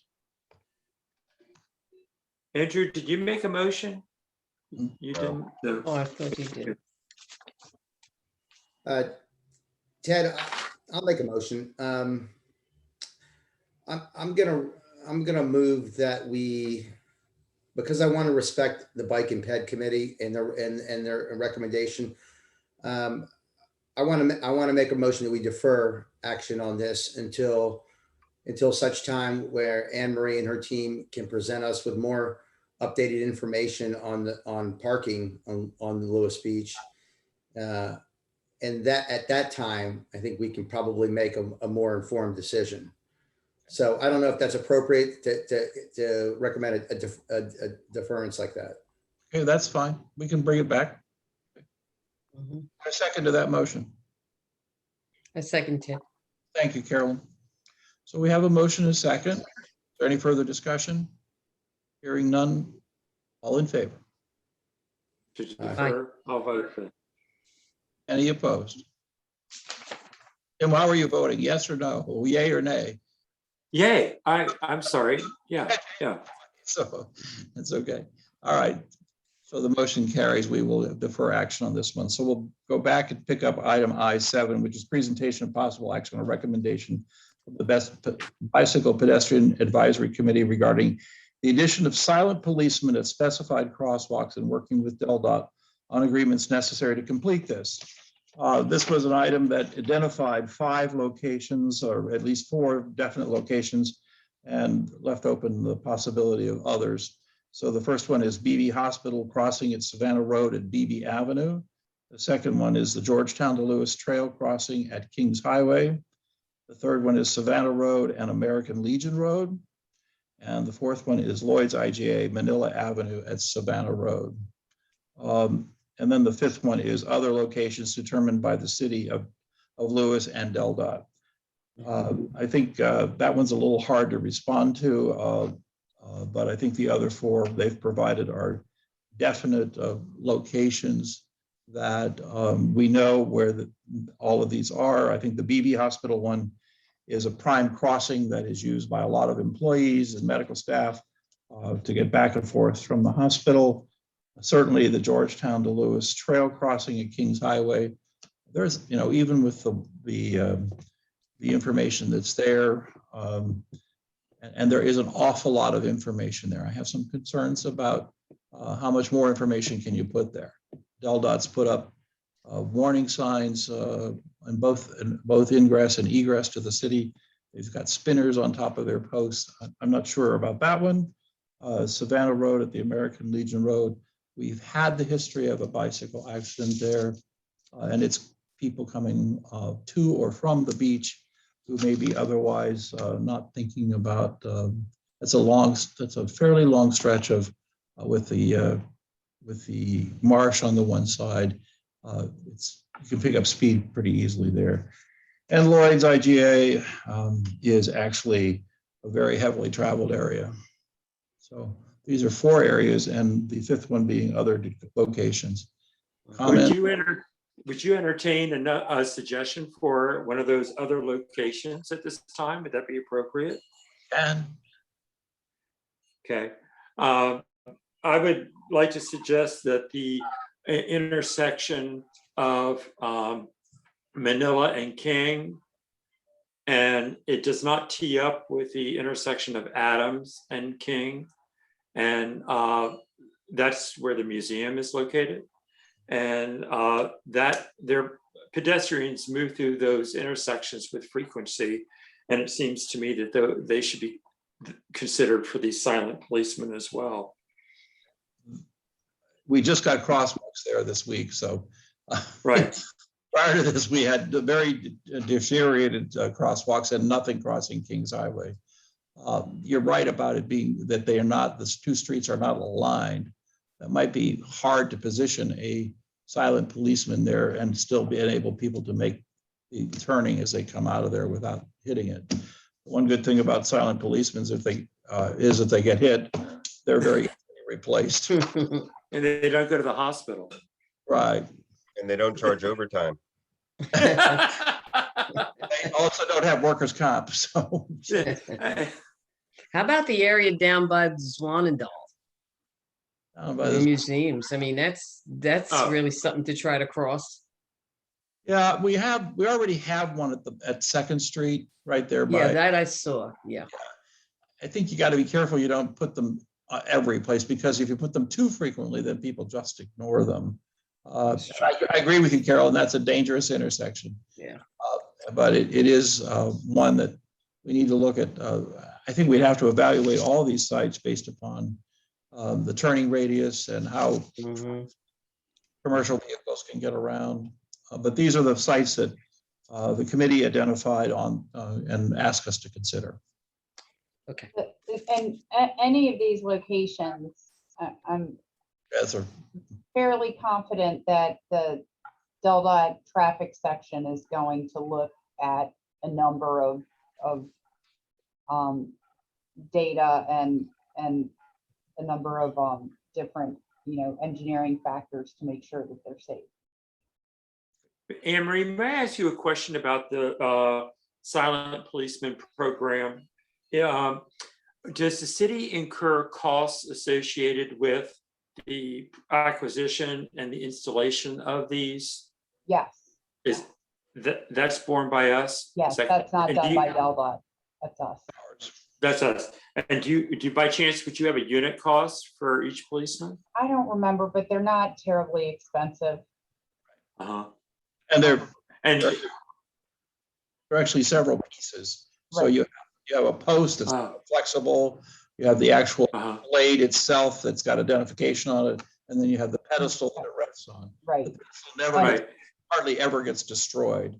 The post gets destroyed. Certainly the blades get destroyed a lot more. Right. The sign blades end up getting replaced more frequently than I think we'd like to.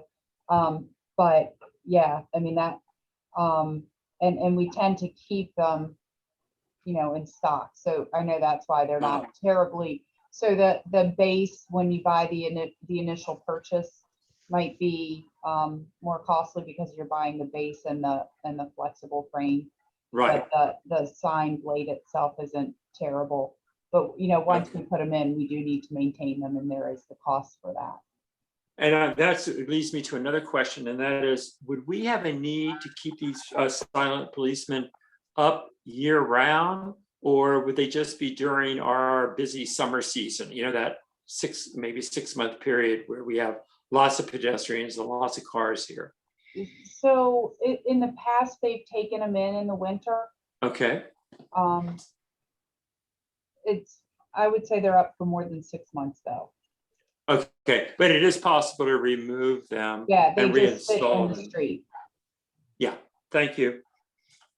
In fact, they get removed when we have the Christmas parade and other things. They take them out for events that we're I ready see. on the street. And Thank That's you. that's the beauty of not having a permanent. but they obviously remove them during Right. the snow season. Mhm. Right, for plowing. Yep, good. Thank you very much for that explanation. Okay, so this is a recommendation suggesting that we begin to look at these 4 or more locations. And again, this would involve Anne Marie reaching out to DelDOT. In this case, it would be the traffic section, and getting them to come in and make an assessment of it and provide feedback to us regarding which ones they would recommend and which ones they would not recommend. Okay, Is there a motion to approve this request from the Bicycle Pedestrian Safety Committee? I'll make a motion. Okay. I'll make a motion that we approve the recommendation made by the Lewes Bicycle and Pedestrian Advisory Committee to engage DelDOT in a study for installation of silent policemen At the at location, crosswalks.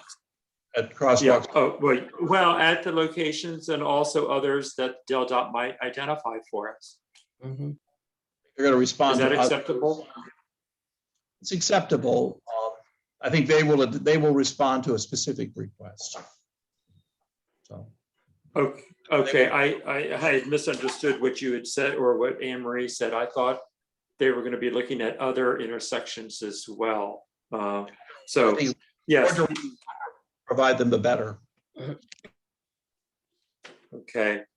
So, I'll make a all right, friendly well then- amendment to Tim's motion then and say that I approve the recommendation of the 4 specifically named the locations as identified by the Bike and Pedestrian Committee for DelDOT to evaluate for silent policeman location. And that okay, do we Tim? want? It's okay, but I would like to ask you, Andrew, do we want to make a provision, an accommodation so that they could look at the other locations also? I mean, I'm fine with that. I think to Ted's point, I don't know if they're going to take the initiative or whether they need to be pointed in a direction. Anne Marie, do you have any guidance you can offer us on that from how it works in others? It's possible that the bike ped coordinator might have some ideas, but I think, in terms of the traffic section, they're gonna evaluate what we give them. But it's possible that the others in DelDOT could potentially, the bike ped people in particular may potentially have some ideas. If it's a possibility, then I'll respect your amendment there, Tim. Thank you. All right, Is it okay? thank So you, Andrew. Is there a second? So I to think, so the amendment would be, or the motion would be that we have the 4 identified locations and that we are receptive to DelDOT and their engineers or their specialists to advise us on other locations. Is that correct? Is that fair? Right. Andrew? Remember that. Okay. Good. I accept that motion, yeah. Okay, so we have a motion here. Do we have a second? Is it your motion, Tim? It is Tim. I'll take. I'll second it then. I'll second yours. We have a motion and a second. All in favor? Aye. Aye. Any opposed? Motion carries. Moving then on to item I9, which is presentation and possible action on a recommendation from the Bicycle Pedestrian Advisory Committee regarding improving bicycle safety on streets in Lewes. This one is a pretty open-ended Yeah. recommendation coming out of the Bike Ped Committee. And I think this would be probably best worked with the State Bicycle Council in terms of what recommendations would they offer if we were to ask them to do anything. Anne Marie, do you have additional thoughts? I guess my thought is that really that's kind of the role of the Bicycle and Pedestrian Advisory Committee in the city, is to identify those specific projects in specific locations. I think even the State Bicycle Council would look to the committee because they know the city better. So I'm not sure that there's a whole lot you can do with it other than ask for more specifics. Yeah. So There were a couple provided, like, for example, I think one of them that was discussed was putting a lane on 4th Street between Pilot Town and Ship Carpenters. But again, there were beyond that, there were no real specific recommendations. Right. thank you, Andrew. As you're the liaison there, that's helpful information. Okay. So what is your pleasure here with this, council? I think we could refer this back and say if they could provide more specific information. Sure, send it back to the Bicycle and Ped Committee. That's my feeling as well. Yeah, I think we need a motion to necessarily do that. I think we can do that directly. Moving then on to item I10 is presentation and possible action on a recommendation from the Bicycle Pedestrian Advisory Committee that a parking space in the 3rd Street Municipal parking lot be converted to bicycle parking with an installation of a bicycle rack. This is the parking lot that pre-existed the M&T lot. It's 19 spaces, one of which is handicapped, and it has a station meter.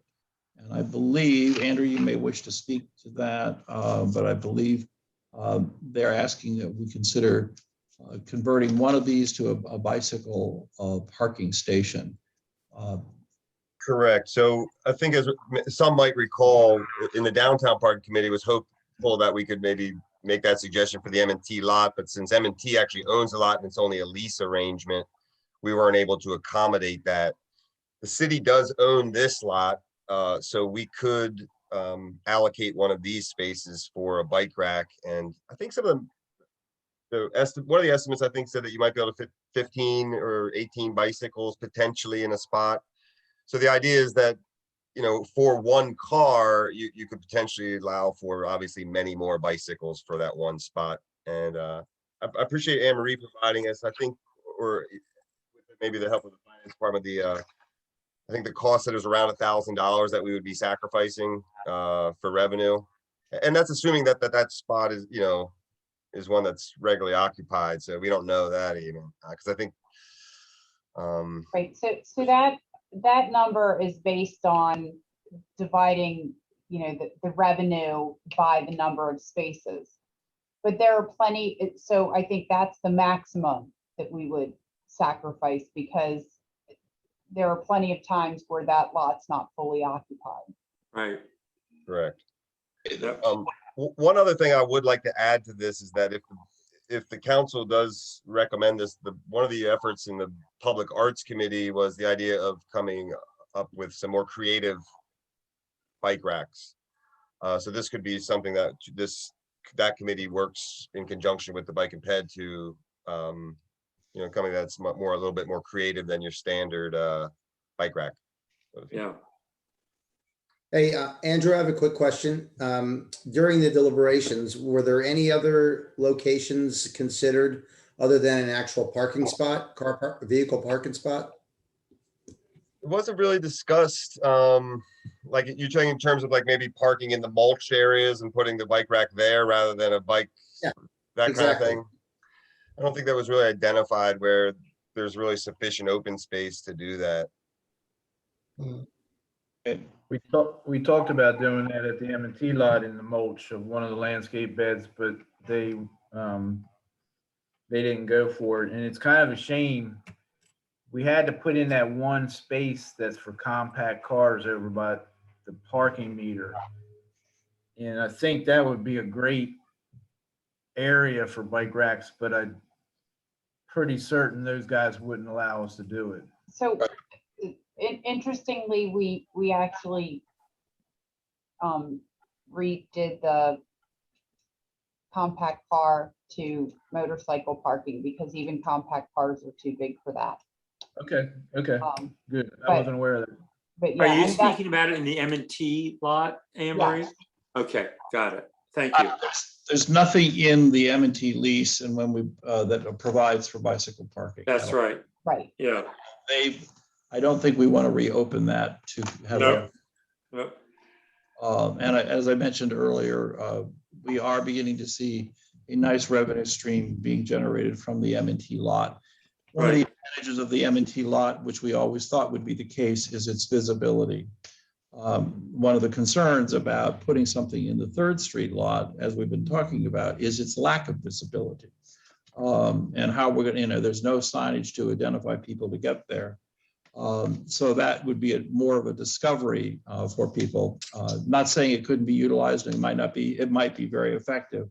I would just note that we do have quite a bit of parking, quite a bit of bike parking throughout the downtown area. And I know we get overrun from time to time, but we do have, there's bike parking at the entrance of Canal Front Park. There's parking at Front and Market in Mary Vessel's Park. There's bike parking in front Half Full. There's bike parking in front of the Wanadale Museum, and there's also a limited amount of bike parking in 1812 lot. And we also have, Charlie, remind me, how many spaces do we have in the bike corral located right at the bridge? I want to say it's probably, it's like 40 now, but I think it's possible to have 60, as many as 60. That's what we came up with, is that we put in, left out a whole row of it. So, so we do have, and there's also bike parking at the foot of Market Street. So we do have quite a bit of bike parking around. I'm not opposed to the idea of expanding bike parking. I'm concerned about the lack of visibility of this particular location. Well, actually, that was one of the things that I was getting ready to speak to, and that that would be, Andrew spoke to the design feature. I think one of the things that we need to accommodate to drive traffic to this park, to this area, would be a sign or signs. And I could foresee a sign out on 2nd Street where there is that little small pedestrian alley that conveys people from 2nd Street sidewalk to the parking lot. And I think we could also mount a sign along 3rd Street at the driveway entrance to this parking lot that there is bike parking there. So I think that should be part of, I'm prepared to make a motion that would actually include signage, that we would accomplish this with signage. I think there are a couple of things you should know about signage. One, the chamber has developed a parking, some information about where parking is, and it also includes some, it also includes some information about bike parking. as Yep. well. And the city has also got some information on it as well. There are maps to identify parking as well. Correct. Then the other issue is you've mentioned several additional signs. One of the problems in downtown, and one of the whole reasons why we're looking at the wayfinding signage, is we have a lot of sign clutter. I agree, Ted. And You so- know what? I'm gonna offer a compromise. And my compromise is this, is that we take up Mr. Williams's suggestion that we refer this to the Public Arts Committee for design work. And with the idea that their design will be so attention getting that we will not need to have a sign to support the function of the racks. And the only possible sign that we would need would be, I do think it would be beneficial if there was one on the Second Street end of that little alley I'm calling, you all know what I'm talking about, right? That little alley that runs. Yes, It's a but pedestrian walkway, just to point in that direction. But I think with a really neat design bike rack, it will draw attention to itself. Bright colors, whatever it is, it will send a message itself. it will, possibly, my experience in observing bikers downtown is that they park just like cars do.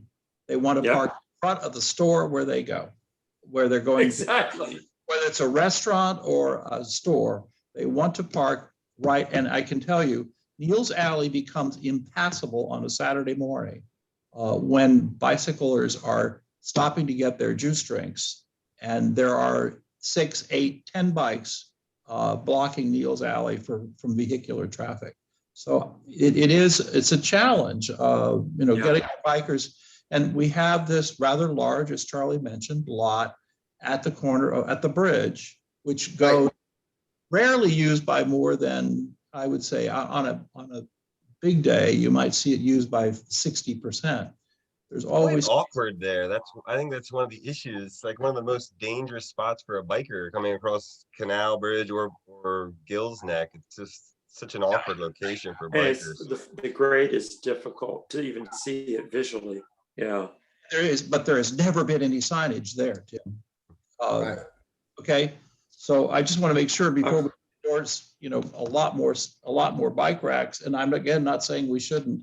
We want to make sure we use to the best of our advantage the locations. Sure. Listen, I'm an advocate for biking and for the use of bike racks. Part of some of my support, the enthusiasm I have for this is driven by the comments that were made by the previous council before Carolyn and Khalil joined us, where there were frequent comments made about the clutter of bikes on the sidewalks, the clutter, that were parked up against signs, parked up against whatever benches, etc. So if there's any fact basis to those statements that were made in council meetings, I think that we just need to accommodate with bike racks. That's my logic. Okay. Fine. I just want to make sure. I think investing in some signage to identify one of the reasons why we chose to build the bike corral where it is recognizing that people coming off the Junction Breakwater Trail and now the Lewes to Georgetown Trail, their first access to the city is right there at that traffic light as they come That's up. right. As they come up Gills Neck Road, and if we can encourage people to park there, we will prevent and walk just a short half a block middle of downtown. I mean, it's appalling sometimes. And I see this in several locations around town where people will park bikes just, they want to go where they want to go. And they will not pay any attention to the fact that this is an open, as I said, Neal's Alley is open and used by all kinds of trucks, and including the postal trucks. And with little concern for its passability. Right. So what is your pleasure?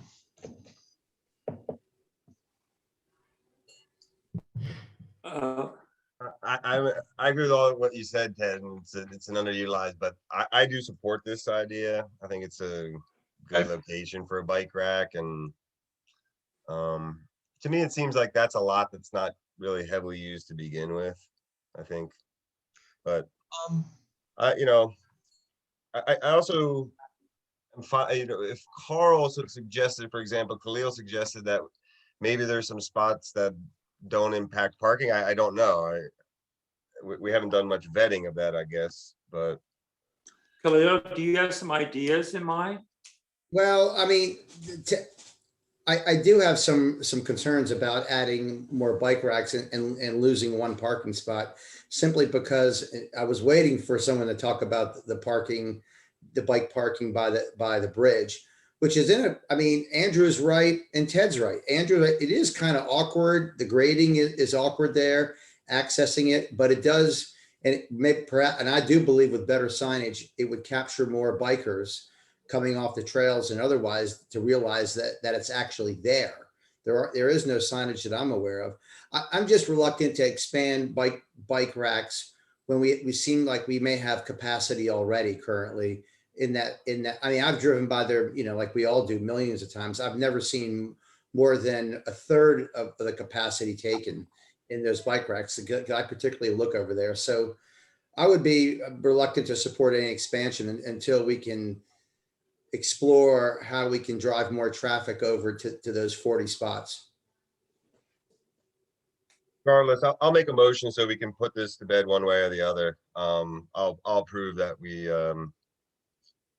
approve one of the spaces in a 3rd Street city lot for accommodating a bike rack. I'll second that. Okay, we have a motion and a second. I would only make one additional comment. And Andrew, you said that you thought that the 3rd Street lot is poorly used, perhaps by vehicles. When we were working on the M&T lot and trying to estimate what the revenue would be from that, we did identify what the maximum amount of revenue might have been generated from the 3rd Street lot.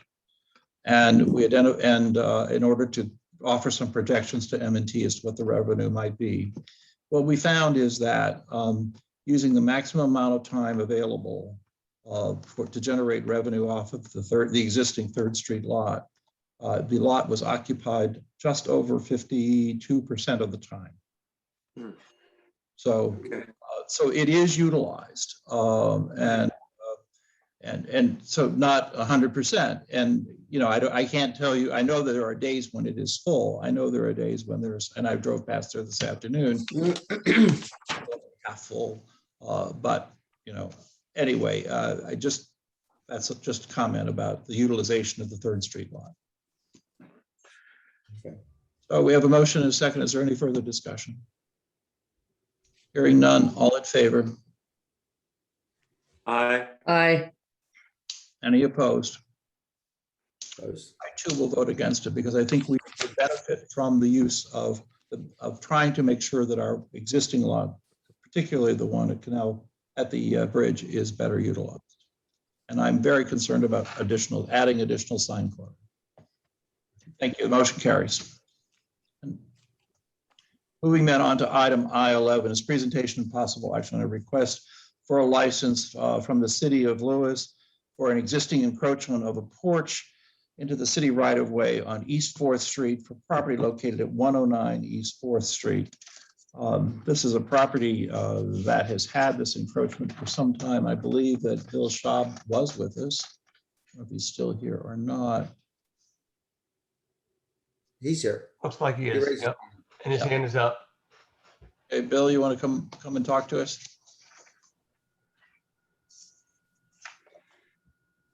Unmute yourself. Can you hear me? Yes, we've got you, Bill. Please go Oh, ahead. great. As I mentioned in the letter that I gave to the town, Bert and Sue Keller bought this property in 2007. And when they did, it had been previously owned by Kevin and Marion Moore, who bought it in 1983. And the Moores told Bert and Sue that, like so many of the houses here in Lewes, this house is built right on the sidewalk, almost right on the edge. And so therefore it has a front porch. Well, there's nowhere to go with the front porch because the house itself is very close to the edge. So the Moores mentioned to the Kellers that the porch was, a little bit on the city property, and they were fine, like most people are. They were okay with that. In the town, I've never heard of the town ever telling someone they had to remove a porch that had been there, as I mentioned in my letter, I think 135 years or so, probably. But the real estate market has changed, obviously, we all know, particularly with the prices. And so Bert and Sue are moving into a one-story home, and their buyers said, they told their buyers of this small encroachment, and their buyers said that they wanted this Kellers to come to the city to seek a license before the settlement occurred.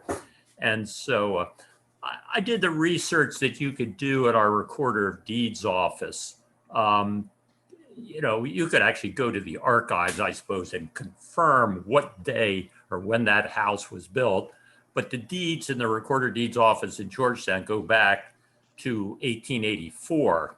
And given the style and the type of house, it's very probable that that house was built sometime around then, and that most likely that porch was there then and it's been there since. I cannot tell you exactly for how long the porch has been there.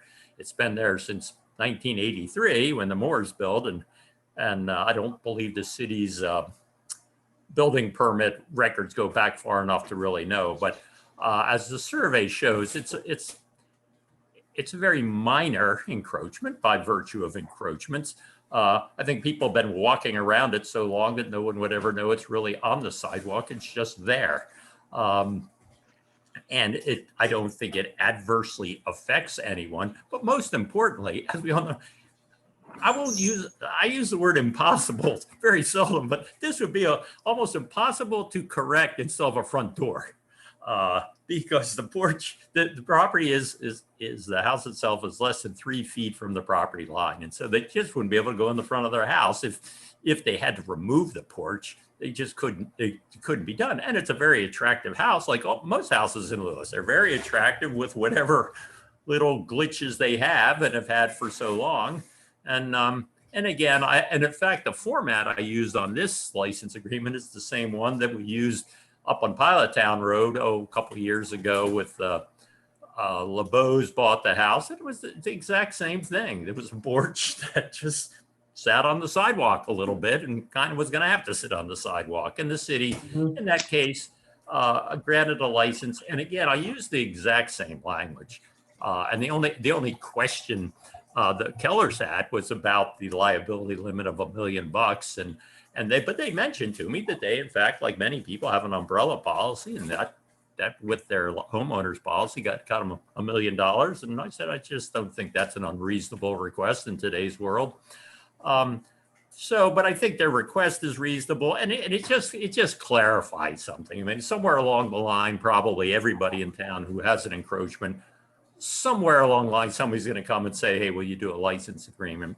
And it doesn't adversely affect the town at all. It's been there absolutely forever and probably 135 years. So we do ask that the license be granted, and that just allows them to sell this house to another buyer. Now, if the town said no, believe me, someone else will buy the house because no one's really worried about the town making them rip the porch off. But on the other hand, I think it helps clarify for the town and for the homeowners that the situation is there and recognized. Thanks, Bill. I appreciate your information. I note that according to the information you submitted, that the encroachment ranges from 1.23 feet to 1.73 feet. Glenn and Anne Marie, I don't believe we've ever had a complaint here, have we? Never had a complaint, and I just offer that I did review the license agreement, and it's very similar to ones we've used in the past. So I don't take any issue with the agreement itself. Great, thank you. I did have one additional question though, and that is, what is the width of the sidewalk there? Let me see if I can tell you that.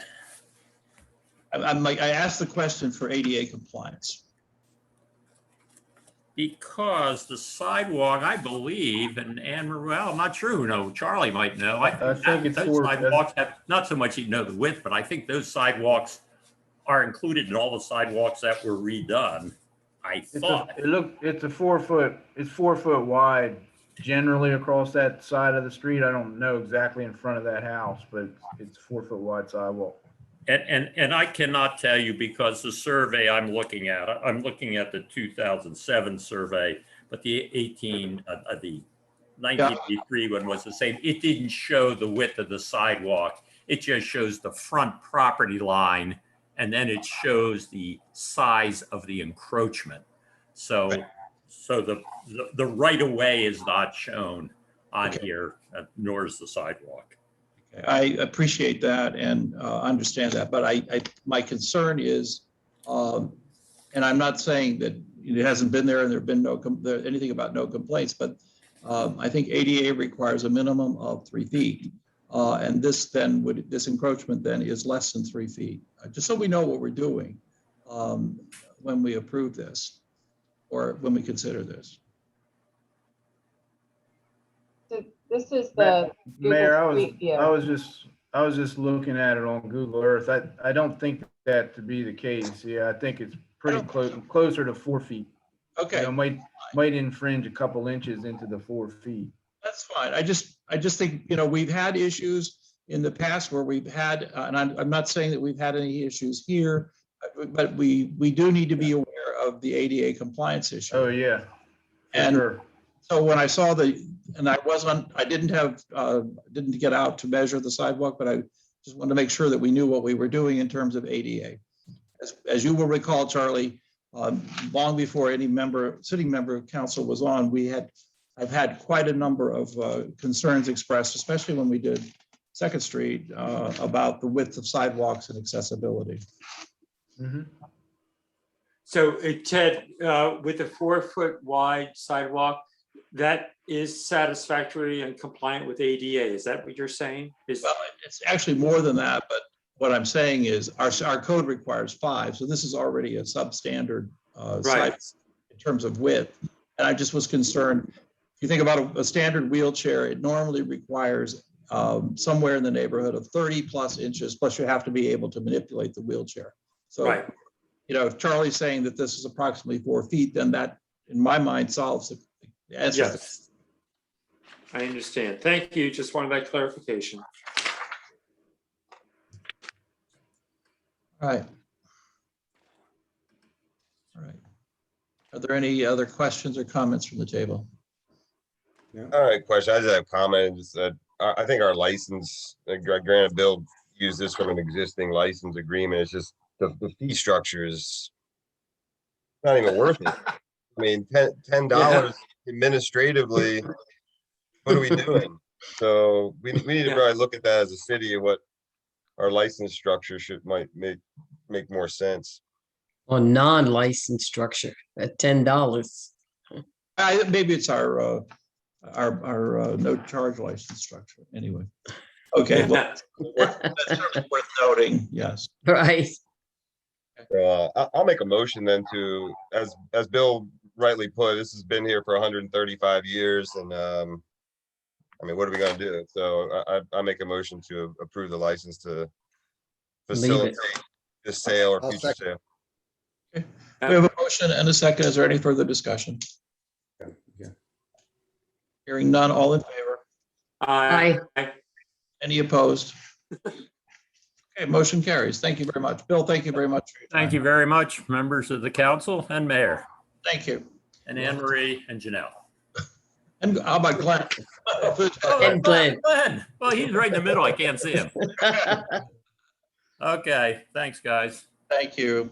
Moving on to I-12 is presentation of possible action on a lease extension at 116 West Cape Shores Drive. This is I believe, Glenn, a standard lease renewal. Is that correct? Standard by right lease renewal, Mayor. That's correct. Okay, thank you. All right. This is a by right, as Glenn said, a by right renewal of the lease. And are there any questions? If not, I would entertain a motion to approve this lease extension.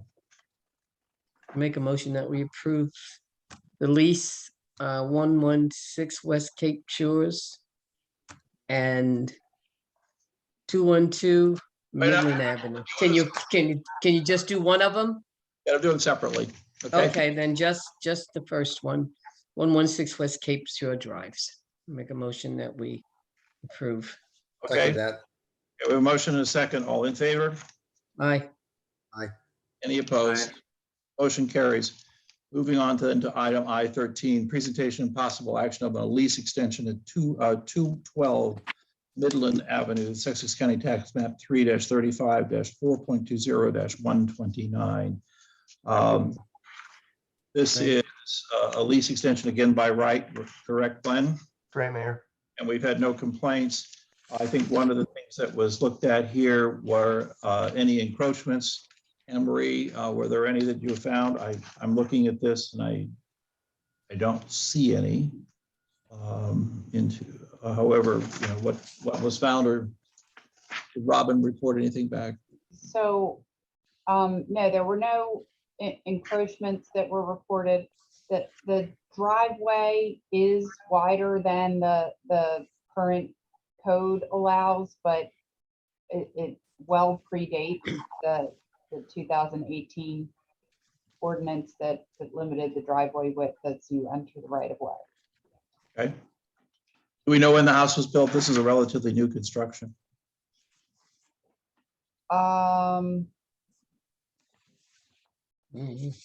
It's not brand new.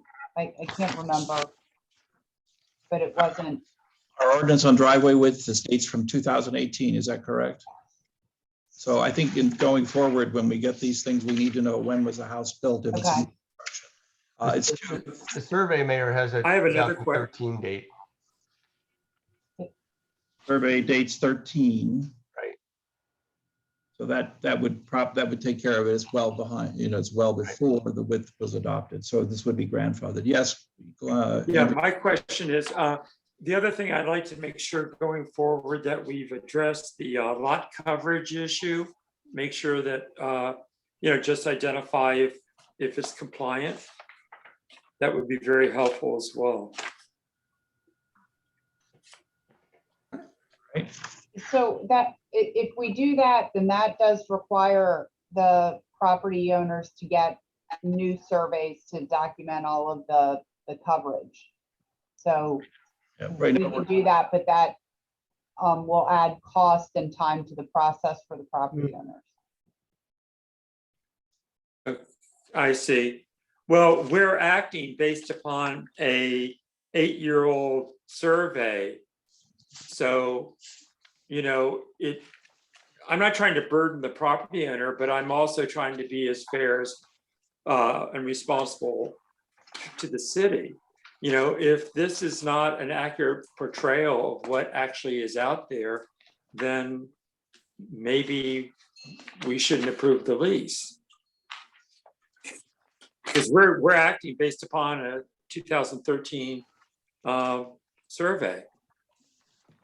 Right, but I'm not sure if something is non-conforming as it relates to code requirements. I'm not sure that we're able to address non-conformities with the lease extension. I guess, Glenn, do you want to respond to Well, that? so we address encroachments because the encroachments are onto the city property. So we're concerned about, you know, clarifying that and making sure that there's no encroachments at lease renewals. But again, the leases are by right leases for 99 years. So they can't ultimately be denied. If you were able to identify something that had been constructed without a permit or something, maybe you could delay the issuance of the lease until it comes into conformity. But generally, you know, asking a property to come into compliance with present day zoning laws at any time there's a lease extension, I don't think that'd be workable because the lease is by right. Hey, I do want to ask one question, and this will be real brief, everyone, I promise. And these two leases that we were considering tonight, I noticed that each of them has a term of 99 years. Mhm. And was that term established by the city or at some point in time and made policy, or is that something that is left up to the lessee to to request? So all of these properties years ago were given their initial lease, and in the initial lease, which was for 99 years, a term that Okay, the city drafted. In that lease, it specifically says there's a second term of 99 years that is by right. So that term was already established when the initial lease was granted. and when the subdivision took place, the original subdivision. Okay, all right, thank you for that explanation, appreciate that. Okay, Council, what is your pleasure on this? Is there a motion to approve this lease extension?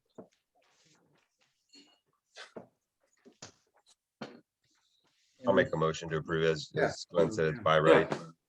Okay, in a second. Right, and I'll second that. Thank you Yeah. very much. A motion and a second, all in favor? Aye. Aye. Opposed? Okay, motion carries. Well, we've been here a little over 3 hours considering this. I think it was a very productive evening. I thank everyone. Still have 18 of our original 45 people who were on. And I thank everyone for their time this evening as we attended to city business. Look forward to hearing from you or seeing you all soon. And thank members of council and everyone else on this Zoom checkerboard that we're looking at.